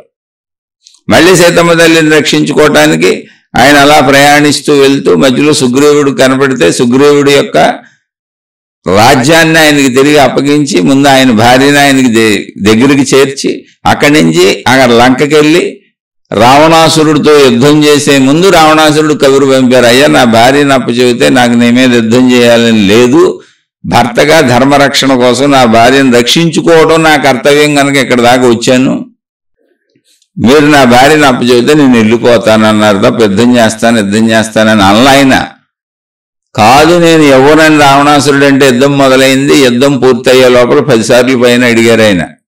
గెలుస్తూ ఒక్కొక్కళ్ళని చంపుతూ రావణ సైన్యం చనిపోతుంటే అయ్యా నేను కోపంతో చంపట్లేదు, బాధతో చంపట్లేదు, యుద్ధం నువ్వు తప్పదంటున్నావు కాబట్టి యుద్ధంలో జరిగేది చావులే కాబట్టి మరణాలే కాబట్టి తప్పనిసరిగా యుద్ధం చేస్తున్నాను, నాకు మీ మీద కోపం లేదు, ఎటువంటి కసి లేదు, నా భార్యను నాకు అప్పచెప్పి ఇప్పటికైనా యుద్ధం ఆపేస్తానని చెప్పారు. ఇప్పుడు రావణాసురుడు ఒక్కడే నేల మీద నిలబడి ఉన్నప్పుడు కూడా ఇంకా సైన్యం చచ్చిపోయారు, రావణాసురుడు తరపు అందరూ చచ్చిపోయారు, రావణాసురుడు రథం కూడా కుప్పకూలిపోయింది యుద్ధంలో. రావణాసురుడు ఒక్కడే నేల మీద నిలబడి ఉన్నాడు, ఒక్క బాణం వేస్తే చచ్చిపోతాడు. అప్పుడు కూడా చెప్పారు జ్ఞానం తెలిసిన ధర్మాత్ముడు ఎలా ఉంటాడు అనడానికి రామాయణాన్ని చెప్పారు. అదే ఆధ్యాత్మికత, అదే ఆత్మజ్ఞానం. కానీ యుద్ధాలు తప్పలేదుగా అక్కడ. ఆత్మజ్ఞానం తెలిస్తే యుద్ధాలు జరగవనుకుంటున్నారు. ఎదుటోళ్ళని బట్టి యుద్ధాలు ఉంటాయి, ఎదుటోళ్ళని బట్టి ఘర్షణలు ఉంటాయి, ఎదుటోళ్ళని బట్టి జీవితాలు ఉంటాయి. జ్ఞానివైనా ధర్మాత్ముడు అయినా సత్యాత్ముడు అయినా నువ్వు దేవుడివి అయినా నీకు ఆత్మజ్ఞానం తెలిసిన చుట్టూ ఉన్న వాళ్ళు అజ్ఞానులైనప్పుడు ఘర్షణలు ఉంటాయి. అందుకని ఆధ్యాత్మికత జీవితంలో మన నిత్య జీవితంలో మనం ఆచరించేది, అది ఆచరించి చూపించిన ధర్మాత్ముడు రామచంద్రుడు. అందుకని రామాయణాన్ని చదువుకోండి అని ఇప్పటికే ఎప్పటి నుంచో ఎన్నో వేల సంవత్సరాల నుంచి త్రేతాయుగం అంటే లెక్కల ప్రకారం సుమారు 30-35 సంవత్సరాల క్రితం విషయం అది. ఆ గ్రంథాన్ని ఇప్పటికీ మనకు చెబుతానే ఉన్నారు. రాముడిని ఆరాధ్య దైవంగా పూజించుకుంటున్నారు. కానీ రాముల వారు ఎప్పుడు నేను దేవుణ్ణి అని చెప్పలేదు, నేను సామాన్య మనిషినని చెప్పారు. రామాయణంలోనే అనేక సందర్భాల్లో వస్తుంది ఆ విషయం. అరియా నువ్వు దైవాంశవి, దైవాంశ సంభూతుడు అంటే కాదు, నేను అయోధ్య మహారాజైన దశరథ కుమారుడైనటువంటి రామచంద్రుణ్ణి, సామాన్య మానవుణ్ణి, నేను ధర్మ మార్గాన్ని వేడను అని చెప్పారు. మళ్ళీ తన భార్యను తిరిగి తెచ్చుకున్నారు. అయితే రావణ సంహారం ఎలా జరిగింది అంటే ఆడు చచ్చే వరకు ఒప్పుకోవట్లేదు. ఏం చేయాలి? వాడు ఒప్పుకోవట్లేదు, వాడు మూర్ఖుడు. అందుకని యుద్ధం జరిగింది. అంతే తప్ప రాముడు యుద్ధం చేయాలని కదా. అంటే ఇది ఎందుకు చెప్పానంటే నువ్వు ఆత్మజ్ఞానమైనా నువ్వు ధర్మాత్ముడైన యుద్ధాలు జరుగుతాయి. అయితే అప్పుడు యుద్ధాలు, ఇప్పుడు యుద్ధాలు ఎందుకు? నీ భార్య నువ్వు కొద్దిగా అర్థం చేసుకుంటూ పోయేదానికి, నీ భర్త నువ్వు కొద్దిగా అర్థం చేసుకుంటూ పోయేదానికి, నీ పక్కన నువ్వు కొద్దిగా అర్థం చేసుకుంటూ పోయేదానికి, నీతో ఉన్న వాళ్ళని నువ్వు కొంచెం అర్థం చేసుకుంటూ పోయేదానికి ఏముంది అందులో విషయం? ఒక విషయాన్ని అసలు అంత బలంగా ఎందుకు తీసుకున్నాం వాళ్ళకి తెలియదు. ఓ చంటి పిల్లవాడిని ఎత్తుకున్నాం, ఒక 6 నెలల్లో 1 సంవత్సరం ఉన్న పిల్లవాడిని ముద్దుగా ఉన్నాడని చెప్పి ఎత్తుకున్నాం, మీద పేసపోసాడు, లేదా మీద 2కి వెళ్ళాడు. కోపం వచ్చేస్తుంది. ఆ పిల్లల్ని కొట్టేస్తామా, తిట్టేస్తామా? తెలియదు అనుకుంటాం. ఎందుకని? తెలియక చేశారు అన్నది తెలుసు కాబట్టి. కానీ నిజంగా మన మీద మలం పడింది, మన మీద మూత్రం పడింది, అసహ్యత కలిగింది. కానీ పిల్లవాడి మీద కోపం రాదు. ఎందుకని? తెలియదు అన్న భావన మనకు తెలుసు కాబట్టి. అసలు ప్రతి తల్లిదండ్రులు తమ బిడ్డల్ని కొన్ని లక్షల సార్లు, లక్షలు కాదేమో పోని వేల సార్లు మలమూత్రాలను వాళ్ళు విసర్జిస్తే వీళ్ళు ఎత్తి శుభ్రం చేసి పెంచుతారు. ఎన్నో వేల సార్లు అలా పెంచితేనే పిల్లలు పెరిగారు. ఎందుకు పెంచుతున్నారు అలా? అదే పిల్లల్ని మళ్ళీ పెద్ద అయిన తర్వాత, కొంచెం వయసు వచ్చిన తర్వాత అదే పిల్లలతో విరోధాలు వస్తాయి, విభేదాలు వస్తాయి, అనేక రకాల ఘర్షణలు వస్తాయి, గొడవలు వస్తాయి. కానీ పసితనంలో ఎందుకు పెంచాం అలా? పుట్టిన కాడి నుంచి కొన్ని వేల సార్లు మలమూత్రాలు శుభ్రం చేసి వాళ్ళని ఎందుకు పెంచుకొచ్చారు తల్లిదండ్రులు అంటే, తెలియదు అన్న భావన చేత మలమూత్రాలు అసహ్యం అనిపించలేదు. మలమూత్రాలే అసహ్యం అనిపించినప్పుడు తెలియదు అన్న భావనలో ఎదుటివాడికి తెలియదు అని నువ్వు ఎందుకు అనుకోవట్లేదు? ఇది అనంత సృష్టి, తెలియదు కూడా కాదు, విభిన్నత సృష్టి ధర్మము. నీ గురించి తెలియదు, నువ్వేమనుకుంటున్నావో తెలియదు, నీలా ఉండటం తెలియదు.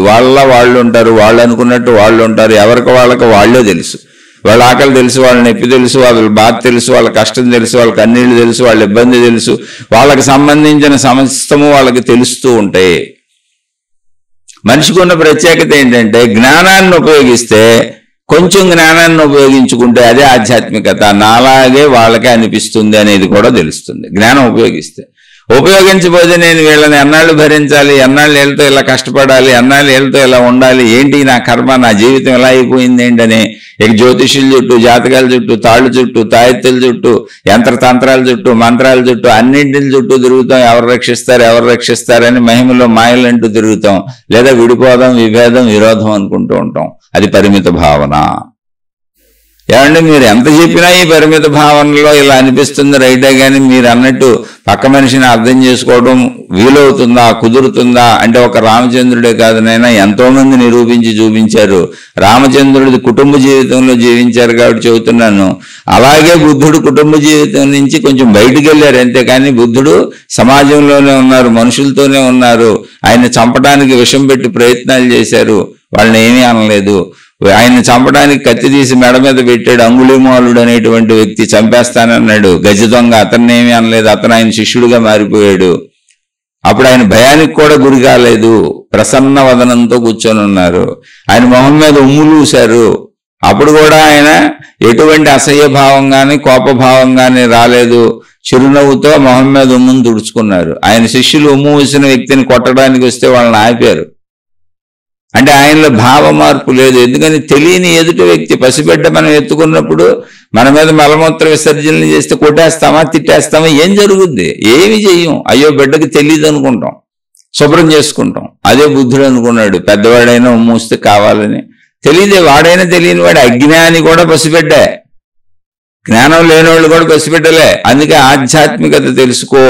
నువ్వు పెద్దవాడివి, నువ్వు పెద్దదానివి అంటే ఆధ్యాత్మికతలో జ్ఞానం తెలిస్తేనే. జ్ఞానం తెలియని వాళ్ళందరూ అజ్ఞానపు చర్యలు చేస్తూ ఉంటారు. ఎత్తుకున్న వాళ్ళ మీదే మలమూత్ర విసర్జనలు చేసేటువంటి పసిబిడ్డకి ఎలా తెలియదో, ఎంత అజ్ఞానంలో జరిగిందో అజ్ఞానంలో ఉన్న మనుషులు సాయం చేస్తున్న వాళ్ళకే హాని చేస్తారు, దగ్గర వాళ్ళకే హాని చేస్తారు, మేలు చేస్తున్న వాళ్ళకే హాని చేస్తారు, తమ చుట్టూ ఉండి నమ్మిన వాళ్ళందరినీ మోసం చేస్తారు. అది అజ్ఞానం. మోసం ఎప్పుడు నమ్మిన వాళ్ళని చేయటం కుదురుతుంది. ఇక కుటుంబాలకు వస్తే అందరూ ఘర్షణలు పడతానే ఉంటారు. కేవలం అజ్ఞానం అది. అయ్యో కాదు, సృష్టి విభిన్నత అనే సత్యం నీకు తెలిస్తే, ధర్మం నీకు తెలిస్తే, సృష్టి యొక్క లక్షణమే ఇదని నీకు తెలిస్తే, అసలు నేను సుఖపడటం కోసం సృష్టి వేరుగా స్త్రీ అనేటువంటి ఒక రూపాన్ని నాకు విభిన్నంగా తయారు చేసి అందించింది. నేను సుఖపడటానికి వీలుగా సృష్టి పురుషుడు అనేటువంటి విభిన్న ఒక రూపాన్ని తయారు చేసి నాకు అందించింది. మేమిద్దరం కలవటం చేతే ఇంత అద్భుతమైన ఆనందమైన శారీరక సుఖాన్ని పొందాము. కుటుంబ వ్యవస్థని ఒకరికొకళ్ళు స్నేహపూర్వకంగా ఒకరికొకళ్ళు కలిసిమెలిసి ఉంటూ పిల్లల్ని కానీ మా కుటుంబాన్ని అభివృద్ధి చేసుకుని మా తల్లిదండ్రుల్ని జాగ్రత్తగా చూసుకుంటూ జీవితాలు గడుపుతున్నాం. ఒకరికొకళ్ళు తోడుగా ఆనందంగా ఉంటున్నాం, జీవిస్తున్నాం అనేటువంటి మధురమైన ఆనంద జీవితం గడపటం కోసం సృష్టి చేసినటువంటి అద్భుతం ఇంద్రియాలు, ఇంద్రియ సుఖాలు. ఆ ఇంద్రియ సుఖాలనే అహంకారంతో దుఃఖంగా మలుచుకుంటున్నాం. ఆ ఇంద్రియ సుఖాలనే అజ్ఞానంతో దుఃఖంగా మలుచుకుంటున్నాం. ఆ ఇంద్రియ సుఖాలనే స్వార్థంతో ఇతరులను మోసం చేసి ఇతరులను బాధపెట్టి వాళ్ళకి దుఃఖాలను కలిగిస్తున్నాం. కాదు, సృష్టి నువ్వు ఆనందంగా బతుకు, హాయిగా బతుకు, అర్థం చేసుకొని బతుకు, ఇదిగో ఇంద్రియ సుఖాలతో బతుకు, సహజ సుఖాలు నీ శరీరంలోనే పెట్టేశాను, ఆ సుఖాలను భోగిస్తూ అనుభవిస్తూ సంతతిని వృద్ధి చేసుకుంటూ కుటుంబ సౌఖ్యాలు పొందుతూ హాయిగా ఒకరికొకరు సహకరించుకుంటూ బతకండి. అంతే తప్ప ఒకరితో ఒకరు పోరాటాలు పెట్టుకోవద్దు. విభిన్నత సృష్టి ధర్మము. స్త్రీ లేకపోతే, పురుషుడు లేకపోతే, ఇద్దరు విడివిడిగా లేకపోతే అసలు శారీరక సుఖమే దొరకదయా, పిల్లలే పుట్టరయా, కుటుంబమే ఉండదయా. అందుకనే ఆ ఏర్పాట్లు చేశాను. సృష్టి యొక్క తత్వాన్ని తెలుసుకోండి అని సృష్టి మనకి జ్ఞానబోధ చేస్తూ నిత్యం అనేకం మనకు అందిస్తూనే ఉన్నది జ్ఞానబోధలు. అదే ఆధ్యాత్మికత. ఆధ్యాత్మికత దేవుడు కాదు, మతం కాదు, మార్గం కాదు. అది గురువులకు సంబంధించింది, దేవుళ్ళకి సంబంధించింది, గ్రంథాలకు సంబంధించిన సపరేట్ విషయం అస్సలు కాదు. ఆధ్యాత్మికత మన వ్యక్తిగత, మన జీవితానికి సంబంధించింది, మనిషికి సంబంధించింది, మనిషి అంతరంగానికి సంబంధించింది, మనిషి ప్రవర్తనకు సంబంధించింది. మొత్తం మనిషి బతికినంతకాలం నిండు 100 ఏళ్ళు మనిషికే సంబంధించింది. ఈ నిండు 100 ఏళ్ళు నువ్వు ఎలా బతకదాలి, ఎలా బతుకుతున్నావు, నీ చుట్టూ ఉన్న వాళ్ళతో ఎలా కలిసిమెలిసి బతకాలి, ఎలా అర్థం చేసుకోవాలి అనే విషయాన్ని బోధించింది. అసలు ఎలా అర్థం చేసుకోవాలి అన్నప్పుడు మొట్టమొదట అర్థం చేసుకోవాల్సినటువంటి విషయం సృష్టి అనేది విభిన్నత, వైరుధ్యత. అది ఎప్పుడు విభేదంగా అనేకంగా అయిపోతూ ఉంటుంది, అనేకంగా కనపడుతూ ఉంటుంది. శరీర ధర్మాలు ఇంతే. అక్కడి నుంచి శక్తి ధర్మం వరకు ప్రయాణించాలంటే ముందు ఈ కుటుంబ జీవితాలు సుఖంగా ఉండాలి, హాయిగా ఉండాలి. నేను ప్రతిసారి చెబుతున్నాను, మీ శరీరం జాగ్రత్త, మీ మనసు జాగ్రత్త, మీ కుటుంబం జాగ్రత్త, మీ ఆర్థిక వనరులు జాగ్రత్త, చుట్టూ ఉన్నటువంటి సమాజంతో మీకుండేటువంటి సంబంధ బాంధవ్యాలు జాగ్రత్త. అన్నిటినీ చక్కగా పెట్టుకోండి, హాయిగా పెట్టుకోండి. దానికి అనుకూలంగా మీ తెలివితేటలను ఉపయోగించండి, మీ ప్రజ్ఞను ఉపయోగించండి, మీ జ్ఞానాన్ని ఉపయోగించండి. అలా హాయిగా సుఖంగా సంతోషంగా అన్ని రకాలుగా బతుకుతూ తృప్తి చెందుతూ ఉన్నదానితో ఉన్నంతలో మీ ప్రయత్నాలతో లభించిన దాంతో మీకు లభించిన వారితో మీకు లభించిన వాటితో తృప్తి చెందుతూ మిమ్మల్ని మీరు తెలుసుకునే ప్రయత్నం మళ్ళీ కలిసి చేయాలి. తృప్తి చెందేసినాక ఎప్పుడో చేస్తాను, వృద్ధాప్యంలో చేస్తానంటే కుదరదు. ఇప్పుడే తృప్తి చెందుతూ ప్రతిరోజు కొంత సమయం మిగిల్చుకొని మీ లోపలకు మీరు ప్రయాణించి మీలో చెడును గమనించుకొని నేను శరీరాన్ని కాదు అని శరీరాన్ని దాటి, నేను మనసును కాదు అని మనసును దాటి, నేను ఈ శరీరాన్ని మనసుని కదిపేటువంటి ప్రాణశక్తిని అన్న భావాన్ని రూఢీపరుచుకొని దానికి సంబంధించిన జ్ఞానాన్ని తెలుసుకొని ఆ ప్రాణశక్తిలోకి వెళ్ళి కూర్చునే అభ్యాసాన్ని ప్రతిరోజు చెయ్యాలి. అలా చేస్తూ ముందుకు సాగుతూ ఉండాలి. ఇది ఆధ్యాత్మికత. ఆధ్యాత్మికత అంటే శరీరపరంగా చక్కగా అందరితో కలిసిమెలిసి ఉండాలి, మనోపరంగా మిమ్మల్ని మీరు విడదీసుకోకుండా నేను నాది నా వాళ్ళు అనే అహంకారంలో పరిమితమైపోకుండా దాన్ని పరిమితంగా భౌతికంగా శరీరపరంగా బ్రతకటానికి అవసరమైనంత ఉపయోగించుకుంటూ సృష్టి మొత్తం నాలాంటి వాళ్ళే అనేటువంటి జ్ఞానాన్ని మర్చిపోకుండా, విషయాన్ని మర్చిపోకుండా, ధర్మాన్ని మర్చిపోకుండా అందరితో ధర్మంగా ఉంటూ ఆ జ్ఞానాన్ని తలలో పెట్టుకొని విశాలత్వంగా ఆలోచిస్తూ ఉంటే అన్నింటినీ కలుపుకునేటువంటి సమాధానం మీకే దొరుకుతుంది. మీ ప్రవర్తన ఎలా ఉంటుంది?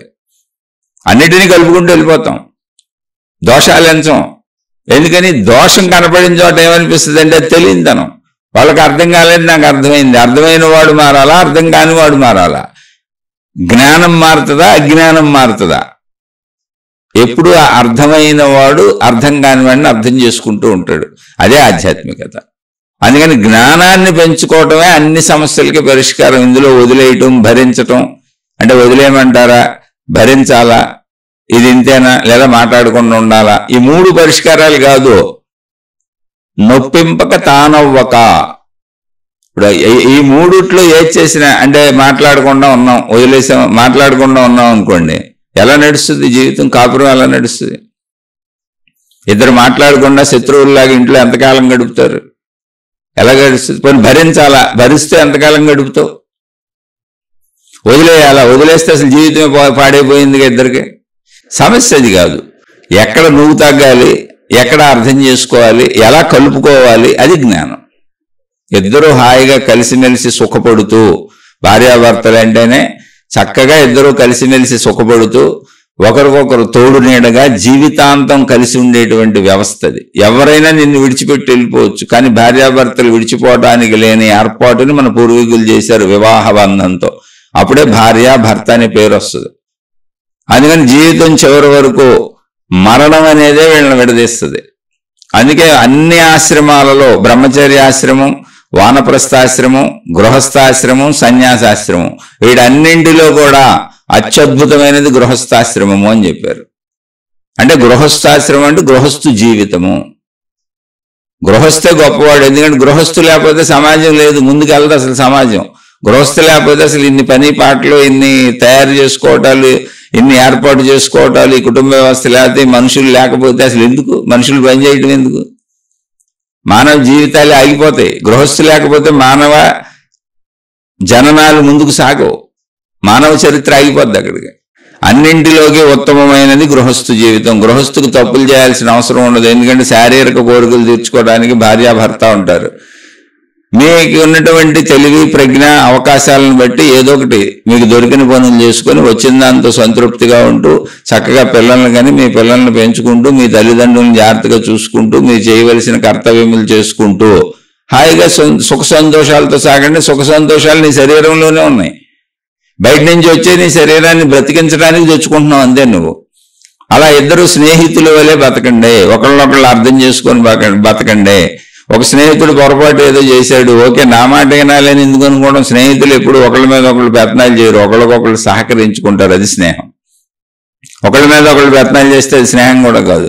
భార్యాభర్తలు స్నేహితులు వెళ్ళి సాగండి. లోట్లు ఉండవంటలా, ఇబ్బందులు ఉండవంటలా, పొరపాట్లు ఉండవంటలా అందరికీ ఉంటాయి. మా ఇంట్లో కూడా బోల్డ్ ఉన్నాయి. నేను మనుషుల మధ్య ఉన్నా, కానీ నాకు వాళ్ళకి తెలియదు అన్న విషయం నాకు తెలుసు. ఇది ఇలాగే ఉంటుంది సృష్టి విభిన్నత. నా కొడుకు ఒకలా ఆలోచిస్తాడు, నా కూతురు ఒకలా ఆలోచిస్తుంది, నేను ఒకలా ఆలోచిస్తాను, నా భార్య ఒకలా ఆలోచిస్తుంది, నా తండ్రి ఒకలా ఆలోచిస్తాడు, నా తల్లి ఒకలా ఆలోచిస్తుంది. ఇలా అందరూ విభిన్నంగా ఆలోచించుకుంటారు. ఇందులో సామరస్యత ఏంటి, ఇందులో ఎవరెవరి ధర్మాలు ఏంటి, ఎవరి ధర్మం వాళ్ళు పాటించుకుంటూ ఆ సామరస్యత ఏంటో చూసుకుంటూ వెళ్ళిపోతాం. భార్యని భర్త, భర్తని భార్య వదలటం అనేది ఈ సాంప్రదాయంలో అసలు ఎక్కడ లేదు. మీరు వెనక్కి వెళ్ళి చూసుకుంటే, అంటే ఇప్పుడు కోర్టులు వచ్చి విడాకులు వచ్చినాయి, కానీ మీరు వెనక్కి వెళ్ళి చూసుకుంటే ఋషి సాంప్రదాయంలో, ముని సాంప్రదాయంలో, ఆధ్యాత్మికతలో వివాహ బంధం అని కలవటమే తప్ప, అంటే మామిడాకులు తోరణాలు కట్టుకోవటమే తప్ప విడాకులు అనేటువంటి ఆకులు ఎక్కడా లేవు అసలు. ఎప్పటికప్పుడు సర్దుకొని ఒకళ్ళనొకళ్ళు అర్థం చేసుకుంటూ సాగతమే. విభిన్నతలు ఉంటాయి, విభిన్నత సృష్టి ధర్మం. ఆలోచించి చూడండి, ఇంతకంటే దారి లేదు. విభిన్నత సృష్టి ధర్మం అయినప్పుడు, భౌగోళిక పరిస్థితులను ఒప్పుకోగలిగినప్పుడు, అంటే వర్షం, వాన, తుఫాన్లు, సునామీలు, భూకంపాలు ఏమీ చేయలేక అంగీకరించి వాటిని అలాగే స్వీకరిస్తున్నాం. అనేక రకమైనటువంటి వస్తువులు ఉంటాయి, వాటిని అలాగే ఉపయోగించుకోవాలి, ఇంకోలా ఉపయోగపడదు, వాటిని అలాగే స్వీకరిస్తున్నాం. మన పై వాళ్ళందరినీ భరిస్తున్నాం, మన పెత్తనం సాగని చోట అందరినీ భరిస్తున్నాం. భరించడం కాదు, ఒప్పుకుంటున్నాం. అలాంటప్పుడు మనతో కలిసి ఉన్న వాళ్ళని మనకంటే తక్కువ, మనకేదో అధికారం ఉంది, భార్య కదానో, ఇంకొకళ్ళు భర్త కదానో, లేదా మన పిల్లలు కదానో, మనకంటే తక్కువ వాళ్ళను వాళ్ళ మీద పెత్తనాలు చేసి వాళ్ళందరినీ మనకు నచ్చినట్టు పెట్టేసుకొని మన అధికారం, మనం పెత్తనం సాగిద్దాం అనుకోవడాన్ని మించిన అజ్ఞానము, మూర్ఖత్వము ప్రపంచం ఇంకోటి లేదు. అంటే ఆధ్యాత్మికతలో.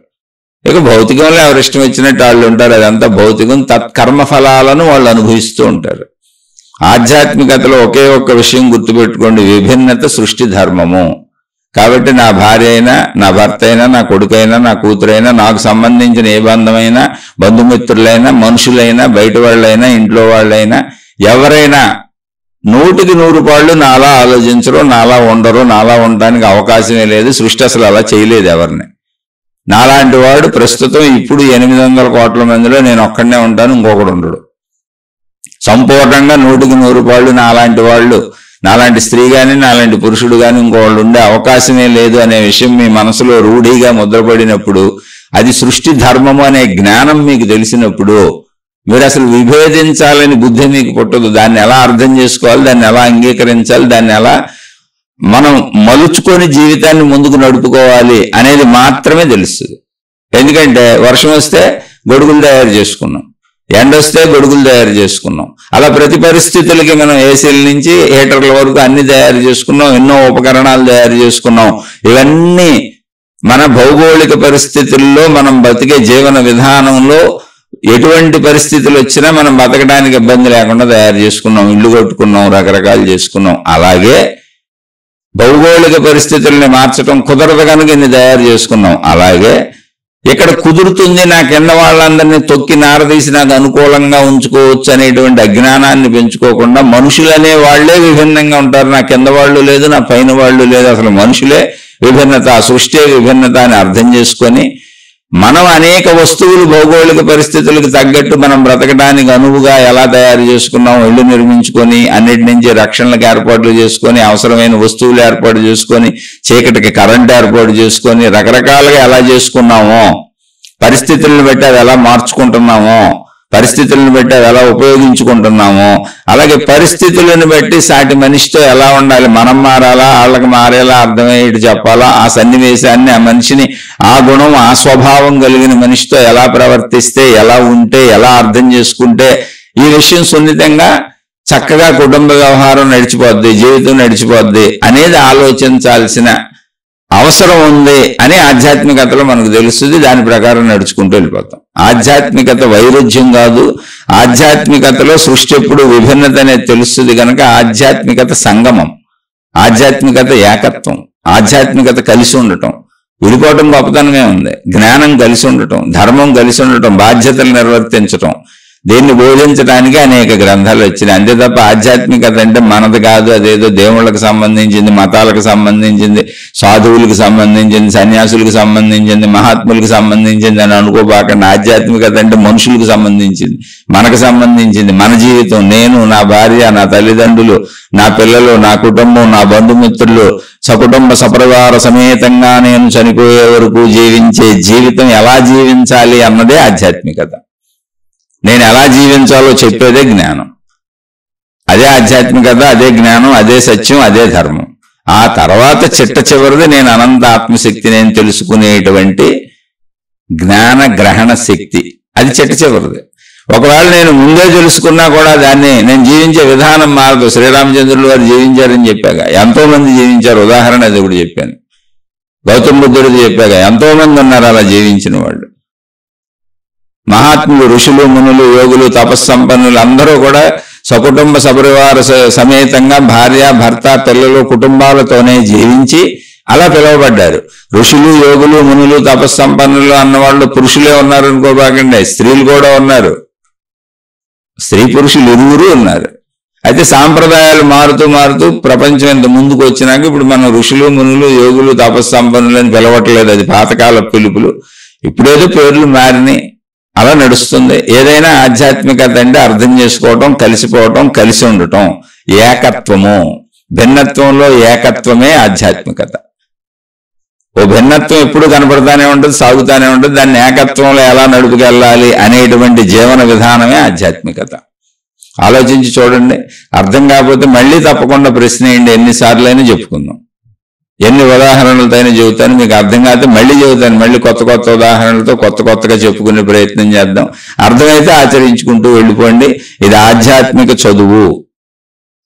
ఎవరికి వాళ్ళని చదువుకోవాల్సిన చదువు. ఇక్కడ మాయలు లేవు, మహిమలు లేవు, మతాలు లేవు, దేవుళ్ళు లేరు, ఏం శాఖోపశాఖలుగా చీలిపోయినటువంటి విధానాలు, దైవీపరమైన విధానాలు, సాధనలు ఏమి లేవు. ఇక్కడ ఉన్నది ఆధ్యాత్మికతలో కేవలం నువ్వు నేను, ఎవరికి వాళ్ళు నేను, అంతే. ఆధ్యాత్మికత వ్యక్తిగతం. నిన్ను నువ్వు తెలుసుకో, నిన్ను నువ్వు గమనించుకో, నిన్ను నువ్వు సంస్కరించుకో, చుట్టూ ఉన్న అందరితో కలిసిమెలిసి ఎలా సాగాలో, ముందుకు ఎలా సాగొచ్చో ఆ జ్ఞానాన్ని నేర్చుకో. అదే ఆధ్యాత్మికత. ఆధ్యాత్మికత ఎప్పుడు కలయిక, ఏకత్వం, విడిపోవటం కానే కాదు. విడిపోవటం అజ్ఞానం, భౌతికం. అది అధర్మం, అసత్యం, అన్యాయం, అక్రమం. విడిపోవడం, విడగొట్టడం అక్కడే జరుగుతూ ఉంటాయి. ఆధ్యాత్మికతలు అన్ని కలయికలే ఉంటాయి. ఆ కలయిక ఎంత దూరం వెళ్ళిపోతుంది అంటే ఆఖరిలో చిట్ట చివరిగా మొత్తంగా అనంత ఆత్మశక్తిని నేనేని మొత్తం విశ్వంతో కలిసిపోతాం. ఇక్కడ మనుషుల్ని కలుపుకుంటూ మనుషులతో కలిసిమెలిసి సాగుతూ అనంతాత్మశక్తిగా మొత్తం విశ్వంతో ఏకశక్తిగా సృష్టి మొత్తంతో కలిసిపోతాం, విశ్వం మొత్తంతో కలిసిపోతాం. అదే ఏకాత్మ భావన. ఆలోచించి చూడండి. అర్థమైతే ఆచరించుకునే ప్రయత్నం చేయండి. అర్థం కాకపోతే ఆచరించాలి అయినా అర్థం కాలేదు నాకు అనిపిస్తే మళ్ళీ తప్పకుండా అర్థం కాని విషయాన్ని ప్రశ్న రూపంలో అడగండి. ఒకవేళ లేదు, సరిగ్గా చెప్పలేదు, నాకు అర్థం కావట్లేదు, ఏదో గజిబిజి గందరగోళంగా చెప్పాడు, అతను సరిగ్గా చెప్పలేదు అని మీకు రూఢిగా అనిపిస్తే దయచేసి నన్ను క్షమించి వదిలేయండి. నేను సామాన్య మనిషినే. నేను ఈ మార్గంలో సాగుతూ ఇలా మీకు చెప్పినట్టుగానే నేను కలిసిమెలిసి సాగే ప్రయత్నంలోనే ఉన్నాను. నేను ఆధ్యాత్మికతలో సాగుతున్నాను, సాగే ప్రయత్నంలోనే ఉన్నాను, ఇలాగే సాగుతున్నాను. అయితే జీవితం చెప్పాను. రాముడు రావణాసురుడిని చంపవలసి వచ్చింది, యుద్ధాలు జరిగినాయి, కొన్ని వేల లక్షల మంది రాక్షసుల్ని చంపుకుంటూ రాముడు వెళ్ళాడు. కానీ ఎవరి మీద ఆయన కోపం లేదు. అయ్యా నా భార్యను అప్పచెప్పండి అని ఆయన చెబుతానే ఉన్నాడు. అన్యాయాలు చేయకండి, అక్రమాలు చేయకండి, దుర్మార్గాలు చేయకండి. ఎందుకంటే ఒక రాజ్యానికి రాజుగా, ఒక ప్రభువుగా చెడుని సంహరింపజేసేటువంటి అధికారం కూడా నాకుందని ఆ రోజుల్లో ఆయన చెప్పుకుంటూ రాక్షసుని చంపుకుంటూ వెళ్ళారు. అంతే తప్ప విరోధ భావం ఎక్కడా లేదు. రావణాసురుని చివరి రోజు కూడా అడిగారు ఆయన, అయ్యా నిన్ను చంపను, నీకు నువ్వు రథం కూడా కోల్పోయావు, సారథి కూడా లేడు, ఒక్కడుగా నుంచున్నావు, నేను నిన్ను చంపను, సీతమ్మను అప్పచెబితే నీ రాజ్యం నీకు వదిలేసి, సమస్తం నీకు వదిలేసి నేను వెళ్ళిపోతానంటే రావణాసురుడు కుదరదు, యుద్ధం చేయమన్నాడు. అప్పుడు శ్రీరామచంద్రులు వాళ్ళు సరే యుద్ధం చేస్తాను, నీకు రథము పోయింది, నీకు రథం తోలిపెట్టేటువంటి సారథి కూడా లేడు, కాబట్టి నువ్వు ఇంటికి వెళ్ళిపోయి మళ్ళీ రేపు రథాన్ని తెచ్చుకో, నీకు కావలసినటువంటి యుద్ధం చేసే పరికరాలను తెచ్చుకో, చక్కగా సైనికులను తెచ్చుకో, మళ్ళీ నువ్వు రథం తోలేవాడిని తెచ్చుకో, అన్ని సమకూర్చుకొని రెస్ట్ తీసుకొని మళ్ళీ సమాయత్తమైరా, రేపు యుద్ధం చేద్దాం, ధర్మయుద్ధం చేస్తాను తప్ప నిన్ను అలా నుంచోబెట్టి చంపనన్నారు. అది అలా ధర్మం ఒకవేళ చేయాల్సి వస్తే, అంటే మనకి ఇప్పుడు యుద్ధాలు ఎందుకు వస్తాయి? మనం ఇప్పుడు యుద్ధాలు చేస్తే పోలీసు వాళ్ళు తాట తీసేస్తారు. మనం యుద్ధాలు చేయాల్సిన అవసరమే లేదు. మాటల యుద్ధాలు, ఏదన్నా పరిస్థితులు పెట్టి యుద్ధాలు చేయాల్సి వస్తే ధర్మంగా మాట్లాడదాం, ధర్మంగా ఉందాం, వీలైనంత సర్దుకుంటూ వెళ్ళిపోదాం. కుటుంబంలో అయితే అసలు యుద్ధాలు అనవసరం, యుద్ధాలు చేయకూడదు. ఆధ్యాత్మికత అంటే కలయిక. యుద్ధాలు చేసేవాళ్ళు ఎప్పుడు కూడా అజ్ఞాన చర్యల్లో జరిపేవాళ్లే. ఆ రోజుల్లో, ఆ పరిస్థితుల్లో రాక్షస సంహారం కోసం జరిగిన కథని రామాయణంలో రామ పాత్రని ఉదాహరణగా చెప్పుకుంటున్నాం. కానీ కాలం మారిపోయింది. ఇది రాజుల కాలం కాదు, ఇది ప్రజాస్వామ్య ప్రభుత్వాలు. ఎప్పుడో యుద్ధాలు చేయటం అనవసరం, యుద్ధాలు లేవు ఎక్కడ. ఆధ్యాత్మికత అంటే కలయిక, ఏకత్వము. గుర్తుపెట్టుకోండి ఎప్పుడు. శుభమస్తు. మీకు మీ కుటుంబ సభ్యులకు మేలు చేకూరుగాక. మరొక కొత్త శీర్షికతో కలుసుకుందాం.